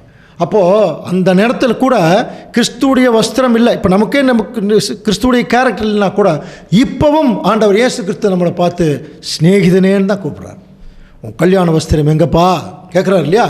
அதுக்கப்புறம் அது நடந்த நிகழ்ச்சியெலாம் நமக்கு தெரியுமே அந்த உவமையில் இல்லையா? அப்போ ஆண்டவர் இயேசு கிறிஸ்து இப்போ நமக்கு நம்முடைய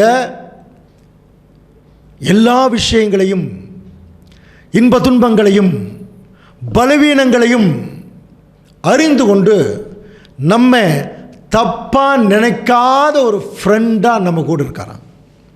மற்றவங்கெல்லாம் தப்பாக நினச்சிருவாங்க, புரியுதுங்களா? தப்பாக கணிச்சிருவாங்க, தப்பாக ஜட்ஜ்மெண்ட் கொடுத்துருவாங்க. ஆனால் ஒரு நல்ல நண்பன் தன்னுடைய நண்பனை என்றைக்குமே விட்டு கொடுக்க மாட்டான். நம்ம உண்மையாலுமே கிறிஸ்துவை நேசிக்கிறவர்களாக இருந்தால் சகோதரரை நேசிப்போம்.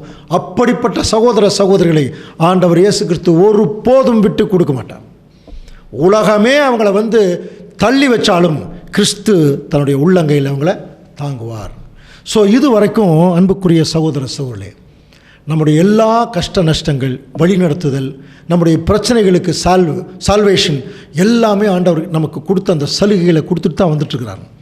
அதுக்கப்புறம் பார்த்தீங்கன்னா நம்மக்கிட்ட அடுத்தது எதிர்பார்க்க வேண்டியது என்ன தெரியுமா? நம்ம எந்த நோக்கத்திற்காக அழைக்கப்பட்டோமோ அந்த நோக்கம் நம்மக்கிட்ட நிறைவேறணும். அது நிறைவேறணும்னா அடுத்த உறவுக்குள்ளே இப்போ கிறிஸ்துவ நம்மை தொடர்பு கொள்கிறார். அது என்ன தெரியுங்களா? The captain. ஒரு இராணுவ வீரனுக்கு கேப்டன் இருப்பாங்க இல்லையா, 100க்கு அதிபதி மாதிரி. இப்போ ஆண்டவர் இயேசு கிறிஸ்து நமக்கு வந்து எப்படி உறவு கொள்கிறாருன்னா, இப்போது ஒரு கேப்டன் சோல்ஜர்ஸ் 2 பேருக்கு என்ன உறவு தெரியுங்களா? ஒரே உறவு தான். மிலிட்ரியில் அவங்களுக்குள்ளே பார்த்தீங்கன்னா இப்படிப்பட்ட சகோதர அன்பு அப்படியெல்லாம் இல்லை. எல்லாம் ஒன்றா இருப்பாங்க, ரூல்ஸில் ஒன்றா இருப்பாங்க, புரியுதுங்களா? மிலிட்ரியில் ஒரே விஷயந்தான், ஒபே த ஆர்டர், அவ்வளோதான். நீ என்ன பண்ணு? கட்டளைக்கு கீழ்ப்படி. கட்டளைக்கு கீழ்ப்படுகிறது தான் மிலிட்ரியில் ஒரு சோல்ஜரு உடைய வேலை. அப்போ ஆண்டவர் இயேசு கிறிஸ்து நமக்கு கேப்டனாக இருக்கார், தலைவராக இருக்கார், ஒரு பெட்டாலியனுக்கு தலைவராக இருக்காருங்க போது அவர் என்ன கட்டளை கொடுக்குறாரோ அந்த கட்டளைக்கு இப்போ திருச்சபை என்ன செய்யணும்? கீழ்ப்படியணும். இப்போ இந்த உறவும் நமக்குள்ள இருக்குது. ஏன்னா பிதாவாகிய தேவன் இருக்கார் இல்லையா, அவர் இயேசு கிறிஸ்துவுக்கு கேப்டனாக இருந்தாராம். பவுல் எழுதுவார் இல்லையா, ஸ்திரீக்கு புருஷன் தலை, புருஷனுக்கு கிறிஸ்து தலை, கிறிஸ்துவுக்கு தேவன் தலை. அப்போ கிறிஸ்துவுக்கு கேப்டன் யார்? பிதாவாகிய தேவன் இல்லையா? அப்போ ஆண்டவர் இயேசு கிறிஸ்து அவ்வளோ பெரிய சுதந்திரவாளி இந்த பூமியில் வந்தபோது என்ன சொல்கிறார் தெரியுமா? என்னுடைய கேப்டனுக்கு நான் ஒபே பண்ணி வந்திருக்கேங்கிறார். வாசிக்கலாம். யோவான் 14:31. நான் பிதாவில் அன்பாய் இருக்கிறேன் என்றும் பிதா எனக்கு கட்டளையிட்டபடியே செய்கிறேன் என்றும் உலகம் அறியும்படிக்கு இப்படி நடக்கும். எழுந்திருங்கள், இவ்விடம் விட்டு போவோம் வாருங்கள் என்றார். பாருங்க, பிதா எனக்கு கட்டளையிட்டபடியே, அதான் உபேத ஆர்டர். ஆண்டவர் இயேசு கிறிஸ்து அப்பா என்ன சொல்கிறாரோ அதுக்கு கீழ்ப்படிஞ்சா வந்திருக்கார். அப்படின்னா அவரும் நம்மகிட்ட என்னதை எதிர்பார்ப்பார்? அவர் முற்றிலும் கீழ்ப்படிஞ்சிருக்கார் இல்லையா? அப்போ அவர் நம்மகிட்ட என்ன எதிர்பார்ப்பார்? பாருங்க, அந்த இடத்துல சொல்கிறார், எனக்கு கட்டளையிட்டிருக்கார், வாங்க இந்த இடத்த விட்டு வெளியே போகலாம். அப்போ அந்த இடத்துல அவருக்கு என்ன கட்டளை? இங்கிருந்து கிளம்பு, அதான கட்டளை. உடனடியாக அந்த இடத்த விட்டு போகிறாங்க. ஒரு இராணுவ வீரனுடைய வேலை அதுதான். ஒரு இடத்துல போர் செஞ்சுட்டு இருப்பாங்க, கொஞ்ச நேரம் ரெஸ்ட் எடுப்பாங்க, திடீர்னு ஒயர்லெஸில் ஒரு தகவல் வரும், அந்த இடத்துக்கு போங்க, உடனே போயிடுவாங்க. கொஞ்சம் ரெஸ்ட் எடுக்கிறேன், எனக்கு பிரச்சனை ஆயிடுச்சு சொல்ல முடியாதுங்க. அதுதான் ஒரு இராணுவ வீரனுக்கு கலல். அதனால தான் ஆண்டவர் இயேசு கிறிஸ்து நமக்கு என்ன இருக்காருன்னு படிச்சுக்கிறோம். எபிரேயர் 2:10. ஏனென்றால் தமக்காகவும் தம்மிலேயும் சகலத்தையும் உண்டாக்கினவர் அநேக பிள்ளைகளை மகிமையில் கொண்டு வந்து சேர்க்கையில். இப்போ எதுக்காக தெரியுங்களா இந்த மாதிரி வேலையை நமக்கு கொடுத்துருக்காருன்னா, அநேக பிள்ளைகளை தான் எப்படி மகிமையில் இருக்கிறனோ அந்த மகிமையில் கொண்டு வந்து சேர்க்கையில் அவர்களுடைய ரட்சிப்பின் அதிபதியை உபத்திரவங்களினாலே பூரணப்படுத்துகிறது அவருக்கு ஏற்றதா இருக்கிறது. ரட்சிப்பின் அதிபதி யாரு? ஆண்டவர் இயேசு கிறிஸ்து. இங்கிலீஷில் த கேப்டன் ஆஃப் சால்வேஷன் அப்படின்னு இருக்கும். அப்போ நம்முடைய கேப்டன், நம்முடைய ரட்சிப்பின் அதிபதியே கிறிஸ்து தான். இப்போ இந்த ரட்சிப்பின் அதிபதியே நமக்கு முன்னாடி இருக்கிற கேப்டனே இந்த போரில் ஜெயிக்கிறதுக்கு உபத்திரவத்தின் மூலம் தான் அவர் பூரணரானார். அதே மாதிரி தான் அவருடைய திருச்சபையின் பிள்ளைகள் கூட இந்த பூமியில் நமக்கு என்ன இருக்குது? இதுக்கு முன்னாடி இருக்கிற உறவுகள் எல்லாம் பார்த்தீங்கன்னா அன்பு, கருணை, இரக்கம், வழி நடத்துதல், பராமரிப்பு எல்லாம் இருந்தது. அது அவங்களுடைய வேலை. இப்போ அடுத்த உறவு என்னென்னா, இப்போ நம்ம அவருக்கு செய்ய வேண்டியது என்ன? இப்போ நமக்கு எப்படி செய்யணும், என்ன செய்யணும்? அவர் நம்ம கேப்டனாக இருக்கார். அவரே உபத்திரவங்களை தான் பூரணப்பட்டிருக்கார். அவருக்கு எக்கச்சக்கமான உபத்திரங்கள் வந்தது. அதில் பூரணப்பட்டார்னு என்ன அர்த்தம்? தன்னுடைய புது சிருஷ்டி பிதாவாகிய தேவனுடைய கேரக்டர் அங்கே காமிச்சிட்டார். இப்போ நீங்கள் அப்படிங்கும்போது இப்போ நம்மளை பார்த்து சொல்கிறார் பாருங்க, நீயும் இயேசு கிறிஸ்துவுக்கு நல்ல போர்ச்சேவகனாய் தீங்கு அனுபவி. அப்போ நம்ம இந்த பூமியில் கொஞ்சம் தீங்கு அனுபவிக்கிறதுக்கு தாங்க வந்திருக்கோம். போர் செய்கிற போனாலே அங்கே அடிபடும் இல்லையா? கை வெட்டுவாங்க, கால் வெட்டுவாங்க, சில வலிக்கும், ரொம்ப நாள் வலிக்கும், மருந்து போடுவோம், சரியாகும், மறுபடியும் அடுத்த போருக்கு போக வேண்டியது இருக்கும். அந்த மாதிரிலாம் நிறைய சூழ்நிலைகள் இருக்கு இல்லையா? அப்போ போர்னு போனாலே எங்கே தீங்கு அனுபவி. இப்போ நம்ம எங்கே இருக்கிறோம்? வி ஆர் த மிடஸ்ட் ஆஃப் வார். ஒரு வார் ஃபீல்டுக்குள் இருக்கிறோம். இதில் என்னென்னு பார்த்தீங்கன்னா, ஒட்டுமொத்த வெற்றி நிச்சயம். ஏன்னா நம்முடைய கேப்டன் ஏற்கனவே ஜெயிச்சு போய் முன்னால் நின்ட்டார், ராஜாவாய் உட்கார்ந்துட்டார். அதனால தான் சொன்னார், நான் ஜெயங்கொண்டு என் பிதாவின் சிங்காசனத்தில் உட்கார்ந்தது போல அதோட நிற்குது. இப்போ நமக்கு என்ன சொல்கிறார்? 7ஆம் சபையில் இருக்கிற ஜனங்களுக்கு, ஜெயங்கொள்ளுகிறவன் எவனோ அவனை என்னுடைய சிங்காசனத்தில் உட்கார வைக்கிறேன். அப்போது போராடுகிற வரைக்கும் சோல்ஜர்ஸாக இருப்போம், ஜெயிச்சதுக்கு பிறகு ராஜாவாக உட்கார்ந்துருப்போம். இது கிறிஸ்துவோடைய ஆர்மியில் மட்டும்தான் நடக்கிற அதிசயம். மற்ற எந்த ஊர்லேயும் போராடுற போது சோல்ஜர் தான், ஜெயிச்சதுக்கப்புறமும் சோல்ஜர் தான். ஆனால் இங்கே போராடும்போது நம்ம போர் வீரர்களாக இருப்போம். அங்கே ஜெயிச்சு முடிச்சோன்னே ராஜாக்களாக போய் அங்கே உட்காருவோம். ஆனால் அப்படி ராஜாக்களை போய் உட்கார்றவங்களுக்கு இங்கே ஒரு கண்டிஷன் இருக்குது. எப்படி ஒரு போர் வீரன் தன்னுடைய வீடு வாசல் எல்லாத்தையும் விட்டுட்டு வார் ஃபீல்டுக்கு போகிறானோ, அந்த மாதிரி திருச்சபையின் பிள்ளைகள் கூட என்ன செய்யணும்?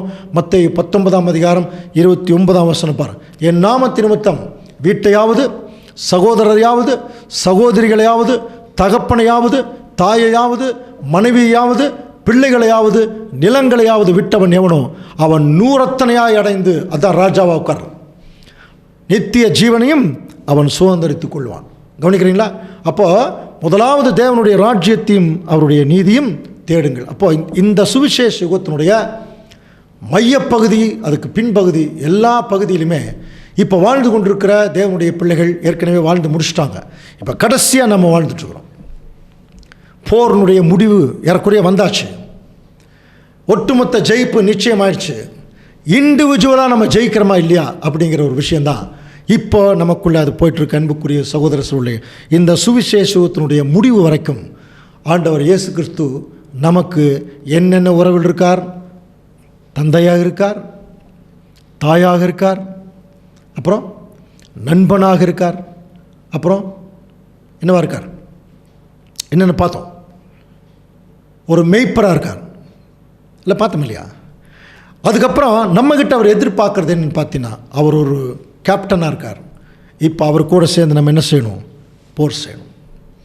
இப்படியாக சுவிசேஷ யுகம் 6 சபைகளை தாண்டி ஒரு முடிவுக்கு வரும் பொழுது, சதா காலங்களிலும் உங்களோடு இருக்கிறேன் போனார் இல்லையா?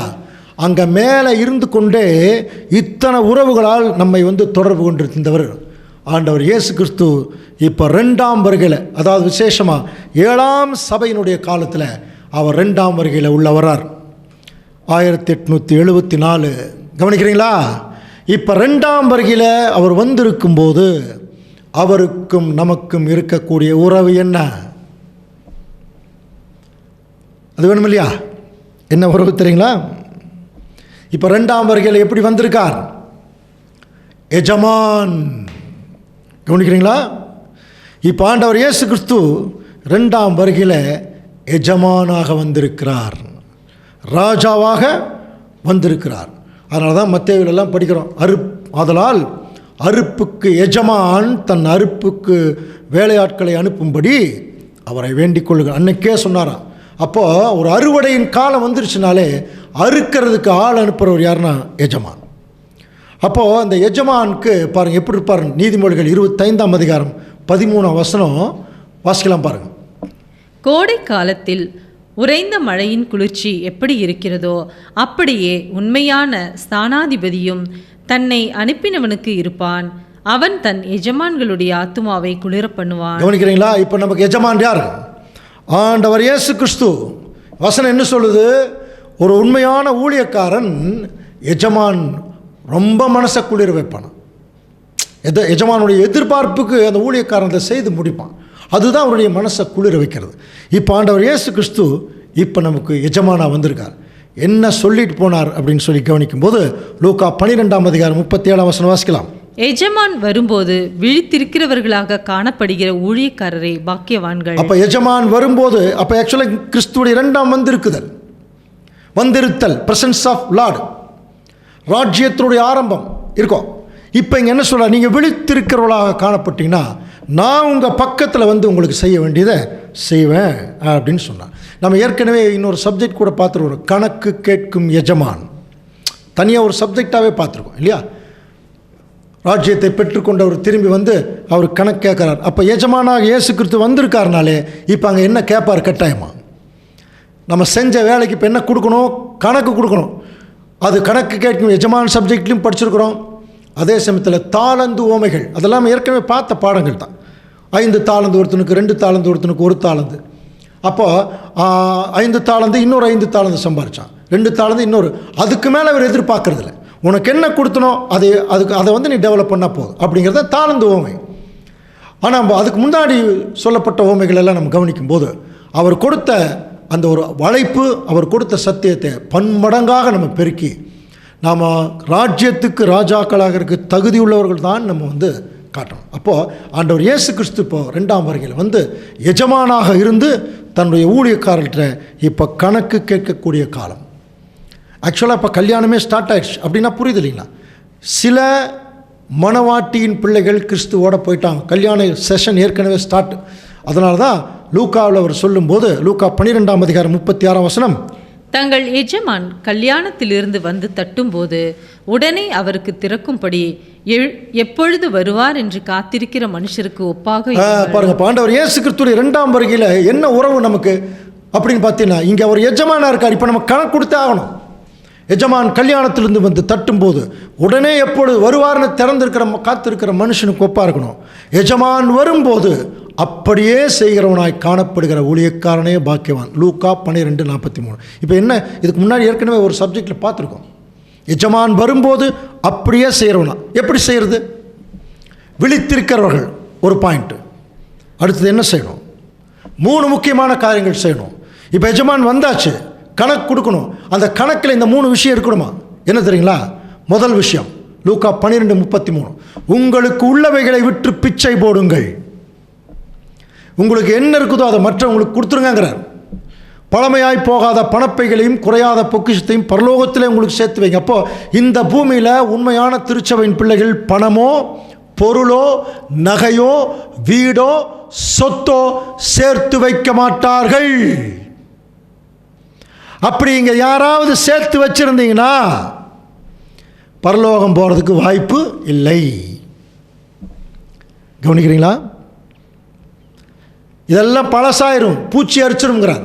உங்கள் பொக்கிஷத்தை பரலோகத்தில் சேர்த்து வைங்கன்னு என்ன அர்த்தம்? இங்கே மற்றவர்களுக்காக நீங்கள் என்ன கொடுக்குறீங்களோ அது பரலோகத்தில் என்ன ஆகிடும்? அது கிரெடிட் ஆகிட்டே இருக்கும். இங்கே போகும், அங்கே கிரெடிட் ஆகும். இங்கே கொடுத்துட்டு அங்கே வாங்கிக்கங்கிறார். கவனிக்கிறீங்களா? அப்போ பாருங்கள், அங்கே திருடன் அணுகிறதும் இல்லை, பூச்சி கெடுக்கிறதும் இல்லை. இது ரொம்ப முக்கியமாக சொல்லப்போனால் தேவனுடைய உண்மையான உத்தமமான ஊழியத்தை அது உங்களுடைய காலம், நேரம், பணம், சிரமம், ஆசை, இச்சைகள், தாளந்துகள், உங்களுடைய இன்ஃப்ளூயன்ஸு. நிறைய சகோதரர்கள் இப்போ என்ன பண்ணுறாங்கன்னா, அவங்களுக்கு ஊழியம் செய்ய முடியலனா கூட தங்களுக்கு ஒரு இன்ஃப்ளூயன்ஸ் இருக்குது, அதை பயன்படுத்துகிறாங்க. அங்கே போங்க பிரதர், நான் சொன்னால் உங்களுக்கு காரியம் நடக்கும். அது யாருக்காக? தேவனுடைய பிள்ளைகளுக்காக. அது ஒரு ஊழியம். புரியுதுங்களா? இதெல்லாம் தான் உங்களுக்குள்ளவைகளை விட்டு பிச்சை போடுங்கள். இது ஒன்று. ஊழியத்தை கரெக்டாக செய்யுங்க, அதான் என்னுடைய அர்த்தம். இலவசமாக செய்யுங்க, நிறைய செய்யுங்க, மனப்பூர்வமாக செய்யுங்க, தேவனுக்கு மகிமையாக செய்யுங்க. அடுத்தது, உங்கள் அறைகள் கட்டப்பட்டதாயும். லூக்கா 12:35. ரெண்டாவது பாயிண்ட் என்னென்னா, அதை எப்படி செய்யுங்கன்னா, எஜமான் வரும்போது எப்படி ஒரு ஊழியக்காரன் தலையில் இருக்கிற துண்டு எடுத்து இடுப்பில் கட்டிட்டு இப்படி நிற்பான் இல்லையா, அந்த மாதிரி தாழ்மையோடு செய்யுங்க. ரெண்டாவது பாயிண்ட். மூணாவது பாயிண்ட், உங்கள் விளக்குகள் எரிகிறதா? நம்ம கையில் இருக்கிற விளக்கு இல்லை, நம்ம கையில் இருக்கிற விளக்கு வசனம். இப்போ என்ன சொல்கிறார்? உங்கள் விளக்கு நீங்களே எரியணும், நீங்களே மற்றவர்களுக்கு முன்னுதாரணமாக பிரகாசிக்கணும். கவனிக்கிறீங்களா? இந்த 3 காரியங்களும் யார் செய்கிறார்கள்? அதான் எஜமான் வரும்போது அப்படியே செய்கிறவனாய் காணப்படுகிறவனே பாக்கியவான். அப்போது ஆண்டவர் இயேசு கிறிஸ்து இப்போ 2ஆம் வருகையில் வந்திருக்கும்போது முதல்ல அவருக்கும் நமக்கு இருக்கிற உறவு, அவர் எஜமான், நம்ம ஊழியக்காரர், அவர் நமக்கு வேலை கொடுத்துருக்கார். இப்போ நம்ம என்ன செய்யணும்? அந்த வேலையை செஞ்சு முடிக்கணும், அவருக்கு கணக்கு கொடுக்கணும். கணக்கு கரெக்டாக கொடுத்தோம்னா எஜமானுடைய அந்த மனம் குளிரும். கணக்கு கரெக்டாக கொடுக்கலைன்னா எஜமானுடைய மனம் எரியும். அப்போ ஆண்டவர் இயேசு கிறிஸ்துவை குளிர வைக்க போகிறோமா, எரிய வைக்க போகிறோமா, இதை டிசைட் பண்ணும். இதுக்கு அடுத்த ஸ்டேஜ், இதுதான் வெரி லாஸ்ட் ஸ்டேஜ். அன்புக்குரிய சகோதர சொல்லு, இந்த வேலையை மட்டும் கரெக்டாக செய்து முடிச்சிட்டோம்னா, கவனிங்க, இந்த வேலையை மட்டும் கரெக்டாக செய்து முடிச்சிட்டோம்னா, இந்த கணக்கு கரெக்டாக கொடுக்கும்போது நம்ம கண்ணு முன்னாடி ஆண்டவர் இயேசு கிறிஸ்து ஒரு தகப்பனை போல தெரிஞ்சவர், ஒரு தாயை போல தெரிஞ்சவர், ஒரு மேய்ப்பனை போல தெரிஞ்சவர், ஒரு சகோதரனை போல தெரிஞ்சவர், ஒரு ஃப்ரெண்டை போல தெரிஞ்சவர், ஒரு கேப்டனை போல தெரிஞ்சவர், ஒரு எஜமானை போல தெரிஞ்சவர். இப்போ இந்த வேலையை செய்து முடிக்கும்போது நமக்கு ஒரு மணவாளனை போல முன்னாடி வந்து நிற்பாராம். The last. கவனிக்கிறீங்களா?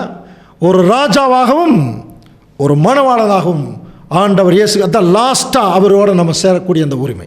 இதைத்தான் வெளிப்படுத்தல் 19ஆம் அதிகாரத்தில் சொல்லும்போது, நாம் சந்தோஷப்பட்டு களி கூர்ந்தவருக்கு துதி செலுத்த கடவோம், ஆட்டுக்குட்டியானவருடைய கல்யாணம் வந்தது, அவருடைய மனைவி தன்னை ஆயத்தம் பண்ணினாள். இந்த சப்ஜெக்டை நம்முடைய மூத்த சகோதரர் ரசல் பிரதர் எப்படி தெரியுமா சொல்கிறார்? The marriage between the king's daughter and the king's son. ராஜகுமாரனுக்கும் ராஜகுமாரத்திக்கும் கல்யாணமா. இவங்க 2 பேருமே ராஜாவுக்கு பிறந்தவங்க. கவனிக்கிறீங்களா? கிறிஸ்துவும் ராஜாவுக்கு பிறந்தவர். புரியுதுங்களா? அதே மாதிரி திருச்சபையும் அந்த ராஜாவுக்கு பிறந்தவர். 2 பேர்த்துக்கும் தாங்க கல்யாணம். அப்போ தன்னுடைய மனைவி தன்னை ஆயத்தம் பண்ணினால், தன்னை அந்த ஆயத்தம் பண்ணுறதுக்கு தாங்க இத்தனை உறவுகளில் ஆண்டவர் இயேசு கிறிஸ்து நம்மோட தொடர்பு கொள்கிறார். கடைசியாக இதனுடைய ரிசல்ட் என்ன என்று சொல்லும் பொழுது, முதல் வருகையிலேயே அந்த ரிசல்ட்டை ஆண்டவர் ஒரு உவமை மொழியில் பேசுகிறத கவனிக்கலாம். இந்த மணவாட்டி எப்படிப்பட்ட உடையில் மணவாளனை எதிர்கொண்டு போகணும் அப்படிங்கிறதுல நிறைய சப்ஜெக்ட் படிச்சிட்டோம். சித்திர தையலாடை தரித்தெல்லாம் படிச்சிருக்கோம் இல்லையா? நிறைய விளக்கம் பார்த்துட்டோம். ஸோ இப்போ ஒரு முறை ஆண்டவர் இயேசு கிறிஸ்து தான் வளர்ந்த ஊர் நாசரேத்தூருக்கு போகிறார். ஏற்கனவே வேறு ஒரு சப்ஜெக்டில் பார்த்துருக்கோம் இந்த பாடம். அப்போது உள்ளே போனோடனே, ஒரு ஓய்வு நாள் உள்ளே போனோடனே அவர் கையில் ஏசாயா தீர்க்க தரிசன புஸ்தகம் கொடுக்குறான். உடனே ஆண்டவர் அதை எடுத்து வாசிக்கிறார். பாருங்கள், லூக்கா 4ஆம் அதிகாரம் 18ஆம் வசனத்தில், கர்த்தருடைய ஆவி என்மேல் இருக்கிறது, தரித்திரருக்கு சுவிசேஷத்தை பிரசங்கிக்கும்படி என்னை அனுப்பினார்.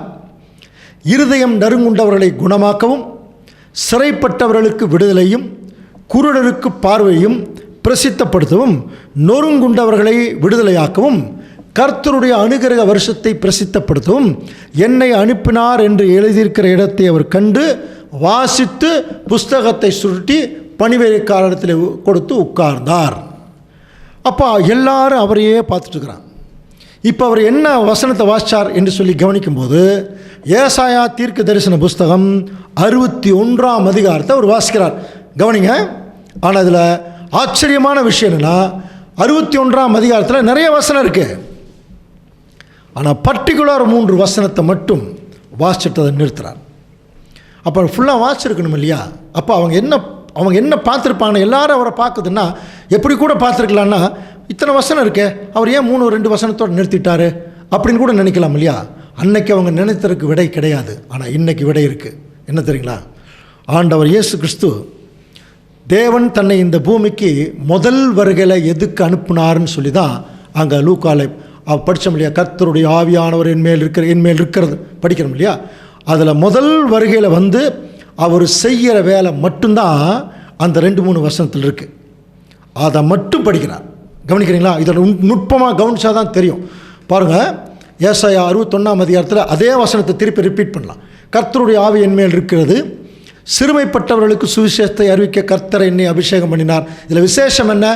அவரை பற்றி எழுதப்பட்ட தீர்க்க தரிசனத்தை அவரே படிக்கிறார். என்னை அபிஷேகம் பண்ணினார், இருதயம் நொறுங்குண்டவர்களுக்கு காயங்கட்டுறதுக்கு, சிறைப்பட்டவர்களுக்கு விடுதலையும், கட்டுண்டவர்களுக்கு கட்டவிழ்த்தலையும், கர்த்தருடைய அனுக்கிரக வருஷத்தையும், அப்புறம் தேவன் நீதியை சரிக்கட்டும் நாளை அப்படின்னு ஆரம்பிக்கிறார். இப்போ எதோட நிறுத்திட்டார்னா, கர்த்தருடைய அனுக்கிரக வருஷம் அதோட நிறுத்துறார். அப்படின்னா ஆண்டவர் இயேசு கிறிஸ்து முதல் வருகையில் வந்ததனுடைய நோக்கம் என்ன? சிறுமைப்பட்டவர்களுக்கு சுவிசேஷத்தை அறிவிக்கணும், பாவக்காயத்தை கட்டணும், நியாயப்பிரமாணத்தில் கட்டுண்டவர்களை என்ன செய்யணும்? இப்போ விடுதலையாக்கணும். அதுக்கப்புறம் இஸ்ரேல் ஜனங்கள் இருந்து வெளியே கொண்டு வந்து சுவிசேஷ யுகம் முழுவதும் திருச்சபைக்கு ஒரு அனுக்கிரக காலம்.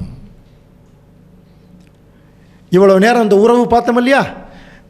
ஆண்டவர் இயேசு கிறிஸ்து இந்த அனுக்கிரக காலத்தில் எப்படிப்பட்ட உறவுகளோடு நம்மக்கிட்ட அனுக்கிரகம் பண்ணுறாருங்கிறத தான் இப்போ நம்ம இவ்வளோ நேரம் பார்த்தோம். அப்பாவாக, அம்மாவாக, ஃப்ரெண்டாக, புரியுதுங்களா? அப்போ இந்த அனுக்கிரக காலத்தை பற்றியெல்லாம் சொல்லிட்டார். இப்போ இந்த அனுக்கிரக காலம் முடியும் போது சுவிசேஷ யுகம் முடியுது. அப்போ இங்கே என்ன நடக்குது? மெய்ப்பன் ஒரு ஆடுகள் அடிக்கப்படுற மாதிரி போய் அடிக்கப்படணும், ஒரு போர் வீரன் போய் போர்க்களத்தில் சண்டை போட்டு காயப்படுற மாதிரி காயப்படணும், நிறைய துன்பப்படணும். இவைகள்லாம் துன்பப்பட்டு முடிக்கும்போது ஆண்டவர் இயேசு கிறிஸ்து 2ஆம் வருகையில் வர்றார் இல்லையா? 2ஆம் வருகையில் வந்து இந்த ஜனங்களுக்கு எப்படிப்பட்ட ஒரு ஆசீர்வாதத்தை கொடுக்குறார் அப்படிங்கிறதா ஏசாயா 61ஆம் அதிகாரம் 3ஆம் வசனத்தில் இருந்திருக்கு. ஆனால் அந்த 3ஆம் வசனத்துக்கு பாருங்க, முதல் 2 வசனம் மட்டும் ஆண்டவர் இயேசு கிறிஸ்து லூக்காவில் படிச்சுட்டு நிறுத்திட்டார். ஏன்னா அதை அவர் முதல் வருகையில் செய்ய வேண்டிய வேலை செஞ்சிட்டார். இப்போ 2ஆம் வருகையில் அவர் செய்ய வேண்டிய வேலையை 2ஆம் வருகையில் வந்து தான் செய்யணும். இப்போ அது ஒர்க் அவுட் ஆகும். என்ன இப்போ வாசிக்கலாம் பாருங்கள். ஏசாயா 61ஆம் அதிகாரம் 3ஆம் வசனம். சியோனிலே துயரப்பட்டவர்களை சீர்படுத்தவும், அவர்களுக்கு சாம்பலுக்கு பதிலாக சிங்காரத்தையும். கொஞ்சம் கவனிங்க. இப்போ 2ஆம் வருகையில் ஆண்டவர் இயேசு கிறிஸ்து வரும்போது இந்த வசனம் எல்லாம் 2ஆம் வருகையில் நிறைவேற வேண்டி இருக்கிறனால அதை வந்து அவர் ஏசாயா தீர்க்க தரிசனம் படிக்கும்போது அவர் படிக்கலை. அது ஞானமாக ஆண்டவர் இயேசு கிறிஸ்து பண்ணார். இப்போ அது நம்ம வேத வாக்கியங்களை ஆராய்ந்து பார்க்கும்போது அது ரொம்ப கிளியராக நமக்கு அது புரியும். பாருங்கள், சியோனிலே துயரப்பட்டவர்கள் நமக்கு தெரியும் இல்லையா? பாபிலோனின் குமாரத்தின் மத்தியில் குடியிருக்கிற சியோனே, அது லாஸ்ட்டாக கடைசியில். அதுக்கு முன்னாடி நிறைய பேர் துயரப்பட்டிருக்காங்க. விசேஷமாக இப்போ அது நமக்கு பொருந்தக்கூடிய வசனமாக இருக்கிறதுனால நம்ம இப்போ இது நமக்காக எடுத்துக்கலாம். எப்படின்னா பாருங்கள், இன்றைக்கி நிறைய கஷ்டப்படுறோம், சத்தியத்துக்காக நிறைய அவமானப்படுறோம். இப்போ நமக்கெல்லாம் என்ன தெரியுங்களா? நம்ம இந்த சத்தியத்துக்குள்ளே நடக்கிறதுக்காக நமக்கு மிஞ்சினதெல்லாம் சாம்பல் தாங்க. புரியுதுங்களா? சாம்பல்னா புரியுது இல்லையா? குப்பை தொட்டி மாதிரி, எரிச்சு விடுற மாதிரி. இன்றைக்கி உலகத்தில் நம்மெல்லாம் எப்படி துடைக்கப்பட்ட கந்தைகளும் குப்பைகளுமாக இருக்கிறோம்னு படிக்கிறோம் இல்லையா? அந்த மாதிரி தான் உண்மையான திருச்சபையின் பிள்ளைகளுக்கு இப்போ வந்து ஒரு துயரந்தாங்க ரொம்ப ஜாஸ்தி. கண்ணீரோடு தான் இன்றைக்கி விதைக்கிறோம், கண்ணீரோடு தான் இந்த ஊழியமே நடக்குதான். நிறைய பேர் பந்தாவாக கூட செய்யலாம், அது ஒன்றும், அது அவங்களுடைய காரியம்.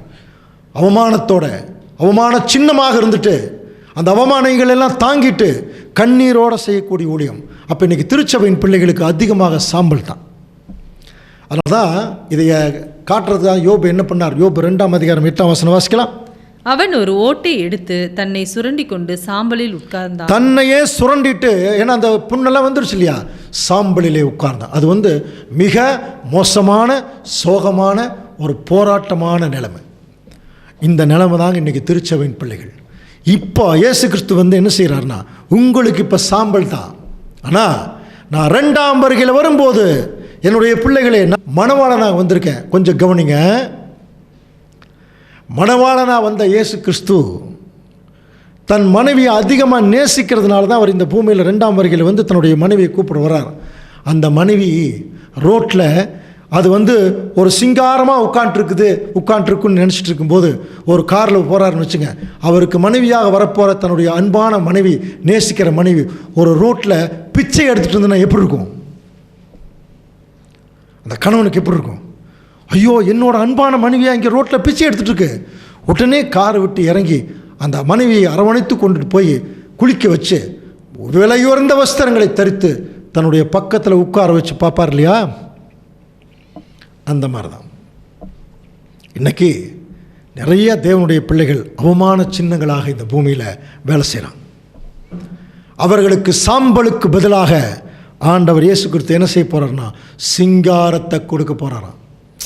அதனால தான் இக்காலத்து பாடுகள் இனி நம்மிடத்தில் வெளிப்படும் மகிமைக்கு ஒப்பிடத்தக்கவைகள் அல்லான்ட்டார். ஒரு மகிமைக்குள்ளே அவர்களை கொண்டு போக போகிறார். இங்கே எவ்வளவு அவமானப்படுறோமோ, சகோதரர்களால், உலகத்தால், சுற்றி இருக்கிற பந்து ஜனங்களால் எவ்வளவு அவமானப்படுகிறோமோ அவ்வளவு மகிமை இருக்குங்க தேவனுடைய பிள்ளைகளுக்கு மேலே. தயவு செய்து அதை புரிஞ்சுக்கலாம். அதனால் இதெல்லாம் வரும்போது சோர்ந்து போக வேண்டிய அவசியம் இல்லை. சில நேரத்தில் வருது, நல்லாவே சோர்வு வரும். இந்த வசனங்கள் எல்லாம் நம்மளை தூக்கி நிறுத்தும். ஏன்னா நம்முடைய மனவாளனாகிய கிறிஸ்து நமக்கு ஆறுதலும் தேறுதலுமாக இருக்கார். அதனால தான் பவுலெல்லாம் அவ்வளோ கஷ்டப்பட்டு எழுதுகிறார். இது முதல் நீதியின் கிரீடம் எனக்கு வைக்கப்பட்டிருக்கிறது, எனக்கு அவர் கொடுப்பாருங்க, உங்களுக்கும் கொடுப்பாருன்னு சொல்கிறார் இல்லையா? அவரோடைய பாடுகளை சகித்தால் அவரோடைய ஆளுகை செய்யும். அப்போது ஒரு தெருவில் பிச்சை எடுத்து கொண்டிருக்கிற தன்னுடைய மனவாட்டியை பார்த்து எப்படி ஒரு அன்பான மனவாளன் கூப்பிட்றாரோ அந்த மாதிரி இன்றைக்கி நமக்கு அவமான சாம்பல் தான் மிஞ்சி இருக்குது. இப்போ அதுக்கு பதிலாக இப்போ நமக்கு என்ன கொடுக்க போகிறாருன்னா சிங்காரம். இந்த சிங்காரத்தை பற்றி தான் பைபிள் என்ன சொல்லுது? சங்கீதம் 45:13 வாசிக்கலாம். ராஜகுமாரத்தி உள்ளாக பூரண மகிமை உள்ளவள், அவள் உடை பொற்சருகியாய் இருக்கிறது. அவள் பாருங்க, அவள் உடையிலேயே மகிமை உள்ளவள். புரிதலா? பூரண மகிமை உள்ளவள். அவள் உடை பொன்னிலேயே இருக்குன்ட்டார். பொன்னிலேயே ஜருக அப்படின்னா புரியுதா? நம்ம எந்த அளவுக்கு அவமாட்டு துன்பப்படுறோமோ அந்த அளவுக்கு நம்முடைய நல்ல கேரக்டர் காட்டும். அதுதான் தங்கம். அந்த பொன்னிலேயே. இதுக்கு பேர் த பியூட்டி ஆஃப் ரிசரக்ஷன் சொல்லப்பட்டிருக்கு. நம்முடைய மூத்த சகோதரர்கள் கமெண்ட்ரி எழுதுகிறாங்க. அந்த பியூட்டி ஆஃப் ரிசரக்ஷன் என்ன தெரியுமா? அந்த சிங்காரம் என்ன தெரியுமா? இப்போ நமக்கு அசுத்தம், அசிங்கம் நம்முடைய அந்த மாம்சம், இது தலையிலேருந்து கால் வரைக்கும் கலப்படம் தான், அசுத்தம் இல்லையா? இதுக்கு சிங்காரத்தை கொடுக்க போகிறாராம். என்ன சிங்காரம்? வாசிக்கலாம். பிலிப்பியர் 3:21 பாருங்கள், வாசிக்கலாம். அவர் எல்லாவற்றையும் தமக்கு கீழ்ப்படுத்தி கொள்ளத்தக்கதாக தம்முடைய வல்லமையான செயலின்படியே நம்முடைய அற்பமான சரீரத்தை தம்முடைய மகிமையான சரீரத்துக்கு ஒப்பாக மறுரூபப்படுத்துவார். இதுதான் அந்த மறுரூபம் இருக்குல்ல, அதுக்கு பேர் தாங்க சிங்காரம். நம்முடைய அற்பமான சரீரம், பிச்சை எடுக்கக்கூடிய ட்ரெஸ்ஸு, அந்த ட்ரெஸ்ஸு மோசமான ட்ரெஸ்ஸு, அதை அப்படியே மறுரூபப்படுத்துகிறார். ஆவிக்குரிய சரீரத்துக்கு கொண்டு போகிறார் இல்லையா? இதுதான் நமக்கு கிடைக்க போகிற ரிவார்டு. சாம்பலுக்கு பதிலாக சிங்காரத்தையும், அடுத்தது துயரத்துக்கு பதிலாக ஆனந்த தைலத்தையும். கவனிக்கிறீங்களா? அப்போ நமக்கு இந்த பூமியில் அநேக விதமான துயரம் இருக்குது, அதுக்கு பதிலாக ஒரு ஆனந்த அபிஷேகம் நம்ம மேலே ஆண்டவர் இயேசு கிறிஸ்து பிதாவாகிய தேவன் நிமித்தமாக நமக்கு கொடுக்க போகிறார். அது முதல்ல ஏற்கனவே கிறிஸ்து மேலே போயாச்சு. நம்ம ஏற்கனவே படித்தோம். எபிரேயர் 1ஆம் அதிகாரம் 9ஆம் வசனத்தில், நீர் நீதியை விரும்பி அக்கிரமத்தை வெறுத்திருக்கிறீர், ஆதலால் தேவனே உம்முடைய தேவன் உம்முடைய தோழரை பார்க்கிலும் உம்மை ஆனந்த தைலத்தினாலே அபிஷேகம் பண்ணினார். அந்த ஆனந்த தைலத்துக்கு பேர் பரிசுத்த ஆவி. அந்த பரிசுத்த ஆவி அவருக்குள்ளே வந்தோடனே இந்த பூமியில் ஆனந்தமாக தேவனுடைய வேலையை செஞ்சார். கொஞ்சம் கூட மனம் கோணாமல், மனப்பூர்வமான. அப்போது பரிசுத்தாவி நமக்குள்ளே வரும்பொழுது அந்த மனப்பூர்வமான ஒரு சிந்தனை வருது இல்லையா, அதை நிமித்தம் நம்ம செய்யக்கூடிய வேலை ஒரு திருப்தியை கொடுக்குமா. அதுதான் ஆனந்தம். புரியுதுங்களா? மகிழ்ச்சி அது கொஞ்சம் நேரம் தான் நிற்கும், அந்த ஆனந்தம் ரொம்ப நேரம் நிலச்சி நிற்கும். அந்த மாதிரி தேவன் நம்முடைய செஞ்ச வேலைக்கு நமக்கு ஒரு மன மகிழ்ச்சியை தேவன் என்ன செய்வார்னா அவர் கொடுப்பார். இதுதான் ஆனந்த தைலத்தினால நம்மளை அபிஷேகம், ராஜாவாக அபிஷேகம் பண்ணு. இதைய சங்கீதக்காரன் எழுதும்போது பாருங்கள், என் சத்துருக்களுக்கு முன்பாக நீர் எனக்கு ஒரு பந்தியை ஆயத்தப்படுத்தி. அப்போ என்ன புரியுதுங்களா? அப்போ நம்ம சத்தியத்துக்குள்ளே வழி நடக்கும்போது இந்த பூமியை நம்ம அவமானப்படுவோம், நம்மளை சுற்றி நிறைய பேர் கேவலமாக பேசிடுவாங்களாம். புரியுதுங்களா? ஆனால் அவங்க மத்தியில் நம்ம எப்படி இருப்போம்னா தேவனுடைய பார்வையில் உயர்ந்த ஸ்தானத்தில் இருக்கும்போது, என் தலையை என்னையால் அபிஷேகம் பண்ணுகிறீர், என் பாத்திரம் நிரம்பி வழிகிறது. The character. அப்போ 1,44,000 பேர் தான் அந்த பாத்திரம். அது என்னைக்கு நிரம்பி வழியுதோ அன்னைக்கு இந்த உலகத்துக்கு ஒரு முடிவு வந்துடும். அப்போ இந்த ஆவியை அன்றைக்கு கிறிஸ்து மேலே ஊற்றின ஆவியை இன்றைக்கு பெந்தகோஸ்தே நாளில் ஊற்றின ஆவியை இன்றைக்கி ஆண்டவர் இயேசு கிறிஸ்து நம்ம மேலே என்ன பண்ணியிருக்காரு? ஆனந்த தைலமாக ஊற்றிருக்கார். ஆனந்த தைலத்தை வாங்கினவங்க ஆனந்தமாக இருப்பாங்க. சத்தியத்தில், அன்பில், சகோதரர்களில், கூடுகையில், எல்லாத்துலேயும் மகிழ்ச்சியாக ஆனந்தமாக இருப்பாங்க. வெறுப்பாக இருக்கிறவங்களுக்கு என்ன தைலம் கொடுக்கப்பட்டிருக்கும்? சைத்தான் அப்படி ஒரு தைலம் வச்சுருப்பான். இதுவும் நடக்கும், பேரலெல்லாம் நடந்துட்டு தான் இருக்கும். இப்போ திருச்சபையின் பிள்ளைகள் இதை புரிஞ்சுக்கணும். அடுத்தது பார்த்தீங்கன்னா, ஒடுங்கின் ஆவிக்கு பதிலாக துதியின் உடை கொடுக்கும் என்னை அனுப்பினார். அப்போ 2ஆம் வருகையில் என்னை அனுப்பினார்னு அர்த்தம். முதல் வருகையில் கட்டுண்டவர்களை குணமாக்க என்னை அனுப்பினார். 2ஆம் வருகையில் சாம்பலுக்கு பதிலாக சிங்காரத்தை கொடுக்குறார் என்னுடைய திருச்சி. அதுக்கு தான் என்னை அனுப்பினார். அவர்களை ஆனந்த தைலத்தில் அபிஷேகம் பண்ணி ஆனந்தம் அடைவதற்கு என்னை அனுப்பினார். ஒடுங்கின் ஆவிக்கு பதிலாக துதியின் உடைய கொடுக்கறதுக்கு என்னை அனுப்பினார். அதுதான் 2 வருகைக்கு மத்தியில். புரியுதுங்களா? அப்போ ஆண்டவர் இயேசு கிறிஸ்து இப்போ என்ன உடையை நமக்கு கொடுக்குறாருன்னு சொல்லி கவனிக்கும்போது, ஏசாயா 61ஆம் அதிகாரம் 10ஆம் வசனம், கர்த்தருக்குள் பூரிப்பாய் மகிழுகிறேன், என் தேவனுக்குள் என் ஆத்துமா களி கூறுகிறது. மணவாளன் ஆபரணங்களினால் தன்னை அலங்கரித்துக் கொள்கிறதற்கும் மணவாட்டி நகைகளினால் தன்னை சிங்காரித்துக் கொள்கிறதற்கும் ஒப்பாக அவர் ரட்சிப்பின் வஸ்திரங்களை எனக்கு உடுத்தி நீதியின் சால்வையை எனக்கு தரித்தார். இந்த 2 விஷயத்துக்கும் அர்த்தம் நமக்கு தெரியணும். இந்த ட்ரெஸ் தான் இப்போ நமக்கு கொடுக்குறார். இதுக்கு பேர் தான் துதியின் உடையா, ரட்சிப்பின் வஸ்திரம். புரியுதுங்களா? அது ரோப் ஆஃப் சால்வேஷன். அப்படின்னா நாம் தேவனுடைய திட்டத்துக்குள்ளே முற்றிலும் ரட்சிக்கப்பட்டு விட்டோம் என்கிற ஒரு அஷூரன்ஸ், ஒரு உத்தரவாதம். அந்த உத்தரவாதம் நம்முடைய கேரக்டர்லேயே தெரியுமா, நான் உண்மையாலுமே திருச்சபை தான் அப்படிங்கிற கேரக்டரே தெரியும். அடுத்தது நீதியின் சால்வை, கீழ்ப்படிதல். புரியுதுங்களா? அப்போ கீழ்ப்படிஞ்சிட்டு இருக்கணும், நம்முடைய கேரக்டரை காட்டணும். இப்படி யார் செய்கிறார்களோ அவங்க தான் தேவனுக்கு என்னவாக இருப்பாங்க தெரியுங்களா? ஏசாயா 61:13 பாருங்கள், வாசிக்கலாம். அவர்கள் கர்த்தர் தம்முடைய மகிமைக்கென்று நாட்டின நீதியின் விருட்சங்கள் எனப்படுவார்கள். தேவன் நட்டு வச்ச மரமாக இருப்பாங்களாம் திருச்சபை. அவங்களுக்கு அவர் என்ன உடையை கொடுக்குறார்? வெளிப்படுத்தல் 19ஆம் அதிகாரம் 8ஆம் வசனம், சுத்தமும் பிரகாசமுமான மெல்லிய வஸ்திரம் தரித்து கொள்ளும்படி அவளுக்கு அளிக்கப்பட்டது. அந்த மெல்லிய வஸ்திரம் பரிசுத்தவான்களுடைய நீதிகளே. ஒட்டுமொத்த பரிசுத்தவான்களுடைய நீதிகளே என்ன? கீழ்ப்படிதல்.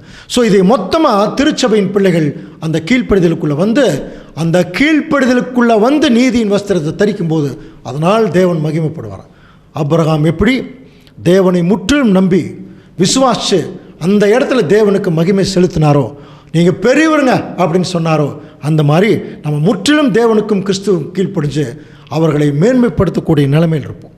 இவங்க தான் யாருன்னா, அவர்கள் கர்த்தர் தம்முடைய மகிமைக்கென்று நாட்டின. அப்போ அவருடைய மகிமைக்குன்னே சில மரத்தை இங்கே நட்டு வச்சிருக்கார். அதுதான் சங்கீதத்தில் படிக்கிறோம். துன்மார்க்குடைய ஆலோசனை நடவாமலும் பாவிகளுடைய வழியில் நில்லாமலும் பரியாசக்கார் உட்காரும் இடத்தில் உட்காராமலும் கர்த்தருடைய வேதத்திலே இரவும் பகலும் தியானமாக இருக்கிற மனுஷன் பாக்கியவான். அவன் நீர்க்காலிகளின் ஓரமாய் நட்டப்பட்டு தன் காலத்திலே தன் கனியை கொடுக்கக்கூடிய இலையுதிராதிருக்கிற மரத்தை போல் இருப்பான். இந்த மரத்தை நட்டு வச்சதே கிறிஸ்து தான். பிதாவாகிய தேவன் அந்த வேரை எடுத்து கொடுத்தார். ஆண்டவர் இயேசு கிறிஸ்து நட்டிட்டார். அவர்கள் தம்முடைய மகிமைக்கென்று நட்டின. அப்படின்னா தேவனுடைய கிரியைகள் அவங்க. அதனால தான் எபேசியர் 2ஆம் அதிகாரம் 10ஆம் வசனம் ஏற்கனவே படித்தோம் நம்ம. ஏனெனில் நல்ல கிரியைகளை செய்கிறதுக்கு நாம் கிறிஸ்து இயேசுவுக்குள் சிருஷ்டிக்கப்பட்ட செய்கைகளாக இருக்கிறோம். இதைத்தான் ஏசாவில் என்ன படிக்கிறோம்? நான் நட்டு வச்ச என்னுடைய மரம்ங்கிறார். அப்போ அவருடைய மரம்னா அவருக்கேற்ற கனி கொடுப்பாங்க இல்லையா? அதைத்தான் அங்கே சொல்கிறார். அவைகளில் நாம் நடக்கும்படி முன்னதாகவே நமக்கு அவர் ஆயத்தம் பண்ணியிருக்கார். அன்புக்குரிய சகோதர சோழே, நாம் உண்மையாலுமே தேவன் நட்டு வச்ச மரமாக இருந்தால், அவருடைய கிரியாக இருந்தால், அவர் எதிர்பார்க்குற ரிசல்ட்டை கொடுத்துருவோம். அந்த ரிசல்ட்டை எப்படி கொடுப்போம் என்று சொல்லி கவனிக்கும்போது யாக்கோபு 1ஆம் அதிகாரத்தில் அந்த நட்டு வச்ச மரத்துக்கு ஆரிஜின் சொல்கிறார் பாருங்க. வாசிக்கலாம். யாக்கோபு 1:18. அவர் சித்தம் கொண்டு தம்முடைய சிருஷ்டிகளில் நாம் முதற் பலன்கள் ஆவதற்கு நம்மை சத்திய வசனத்தினாலே ஜெனிப்பித்தார். இவங்க தாங்க அந்த நட்ட மரங்களாக இருப்பாங்க. சத்திய வசனத்தினாலே ஜெனிப்பிக்கப்படுகிறவர்கள். வசனத்திலேயே தங்களை உருவாக்குறாங்க பாருங்க. அப்படி உருவாக்குறவங்க தேவன் நட்டு வச்ச மரம். புரியுதுங்களா? தேவன் நட்டு வச்ச மரம், நீதியின் விருட்சங்கள் அப்படின்னு சொல்கிறார். இவர்கள் இன்னைக்கு காட்டக்கூடிய கேரக்டர், செய்யக்கூடிய நல்ல காரியங்கள், பேசக்கூடிய நல்ல பேச்சுக்கள், இது நாளைக்கு ராஜ்யத்துக்குள்ளே எல்லா ஜனங்களும் வரும்போது நம்முடைய பேச்சுக்கள், சிந்தை, செயல்பாடுகள், நம்முடைய நற்கரிகளினால் எல்லாரும் பிதாவாகிய தேவனை ஸ்தோத்தரிப்பார்கள். இதையத்தான் மத்தேயு 5ஆம் அதிகாரம் அங்கே சொல்லுது. இவ்விதமாய் மனுஷர் உங்கள் நற்கிரியைகளை கண்டு பரலோகத்தில் இருக்கிற உங்கள் பிதாவை மகிமைப்படுத்தும்படி உங்கள் வெளிச்சம் அவர்களுக்கு முன்பாக பிரகாசிக்கிறது. அப்போ நீங்களே வெளிச்சமாக இருங்க அப்படின்னு அங்கே சொல்கிறார். அப்போ இப்படி ஒருவேளை நாம் வெளிச்சமாகவும் மரங்களாகவும் இருக்கும்போது நம்மளை எப்படி தேவன் ட்ரீட் பண்ணுறார்? ஏசாயா 62:5 பாருங்கள். வாலிபன் கன்னியை விவாகம் பண்ணுவது போல உன் மக்கள் உன்னை விவாகம் பண்ணுவார்கள். மணவாளன் மணவாட்டியின் மேல் மகிழ்ச்சியாக போல உன் தேவன் உன்மேல் எப்படி இருப்பார்? மகிழ்ச்சியாக இருப்பார். அது ஒரு கல்யாணம் பண்ணும்போது ஒரு புது மாப்பிள்ளை ஒரு புது பொண்ணை பார்க்கும்போது ஒரு மகிழ்ச்சி வரும் இல்லையா?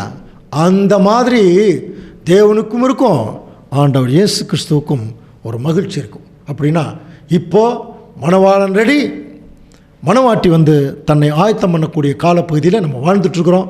அதனால தான் யோயேல் 2ஆம் அதிகாரம் 16ஆம் வசனம், யோயேல் 2ஆம் அதிகாரம் முதல் வசனமே நமக்கு தெரியும். அது மப்பும் மந்தாரமான நாள் படித்தோம் இல்லையா? ஒரு பெரிய ஒரு ஜாதி இந்த பூமியில் பரவி எல்லா தேவனுடைய திட்டத்தை நிறைவேற்றி கொண்டிருக்கிறது. அதனால் இப்பொழுதே நீங்கள் உபவாசத்தோடு நீங்கள் தேவனிடத்தில் வந்துருங்க. உபவாச நாளை கூட்டுங்கள், பலவீனரை எல்லாம் கூட்டுங்கள் எல்லாம் சொல்லி வசனம் படிக்கிறோம் இல்லையா? அதனுடைய முடிவில் தான் அந்த வசனம் இருக்குது. ஜனத்தை கூட்டுங்கள், சபையை பரிசுத்தப்படுத்துங்கள், முதியோரை சேருங்கள், பிள்ளைகளையும் பாலுங்கிற குழந்தைகளையும் கூட்டுங்கள். புரியுதுங்களா? அப்போ சபையில் முக்கியமான வேலை இப்போ சபையை பரிசுத்தப்படுத்தணும். அதில் பலவீனமாக இருப்பாங்க, அவங்களையும் சேர்த்துக்கணும். பிள்ளைகள் வளராது இருப்பாங்க, பாலுங்கிறவர்கள் இப்போ தான் வந்திருப்பாங்க. இப்போ இன்னும் ஊழியம் நடந்துட்டு இருக்குது, இன்னும் பேசிக் சப்ஜெக்ட் போயிட்டுருக்கு நிறைய இடங்களில். அதான் பாலுங்கிற குழந்தைகள், இவங்க எல்லாத்தையுமே கூட்டுங்க. ஏன்னா மணவாளன் தன் அறையையும், அவர் ஏற்கனவே தன் அறையை விட்டு வந்துட்டார், மணவாட்டி தன் மறைவையும் விட்டு புறப்படுவார்களாக. ஸோ மணவாட்டி இப்போ மறைவில் இருக்குது, இப்போ தன்னை ஜோடிச்சிட்ருக்கு. அநேக விதமான அந்த ஒரு அலங்காரங்களால் அது தன்னை ஜோடித்து கொண்டிருக்கிறது. அது சீக்கிரம் வெளியே வரும். வெளியே வரும்போது கிறிஸ்து என்கிற மணவாளன், கிறிஸ்து என்கிற ராஜா, சபை என்கிற மணவாட்டியை அல்லது சபை என்கிற ராஜகுமாரத்தையை தன்னுடைய திருமணத்திற்குள்ளே ஏற்றுக்கொள்வார்கள். ஸோ இந்த ஒரு ஆசீர்வாதத்தை நாம் பெற்றுக்கொள்ள வேணுங்கிறதுக்காகத்தான், இவைகளை புரிந்து கொள்ள வேணுங்கிறதுக்காகத்தான் அந்த 2 வருகைகளுக்கு மத்தியிலும் ஆண்டவர் இயேசு கிறிஸ்து இப்படிப்பட்ட உறவுகளின் மூலம் நம்மை தொடர்பு கொள்ளுகிறார். நம்முடைய வேலை என்ன? அவர் தொடர்பு கொள்ளுகிறார். இப்போ நாம் அவரோட வேத வசனங்கள் மூலமாக, அவருடைய சத்தியங்கள் மூலமாக, நல்ல எண்ணங்கள் மூலமாக அவரை தொடர்பு கொண்டுகிட்டே இருக்க வேணும். அப்போ தான் மணவாளனோட மணவாட்டி சேரும். தேவன் தாமே இந்த வசனங்களை நமக்கு ஆசீர்வாதமாக தருவாராக. ஆமென்.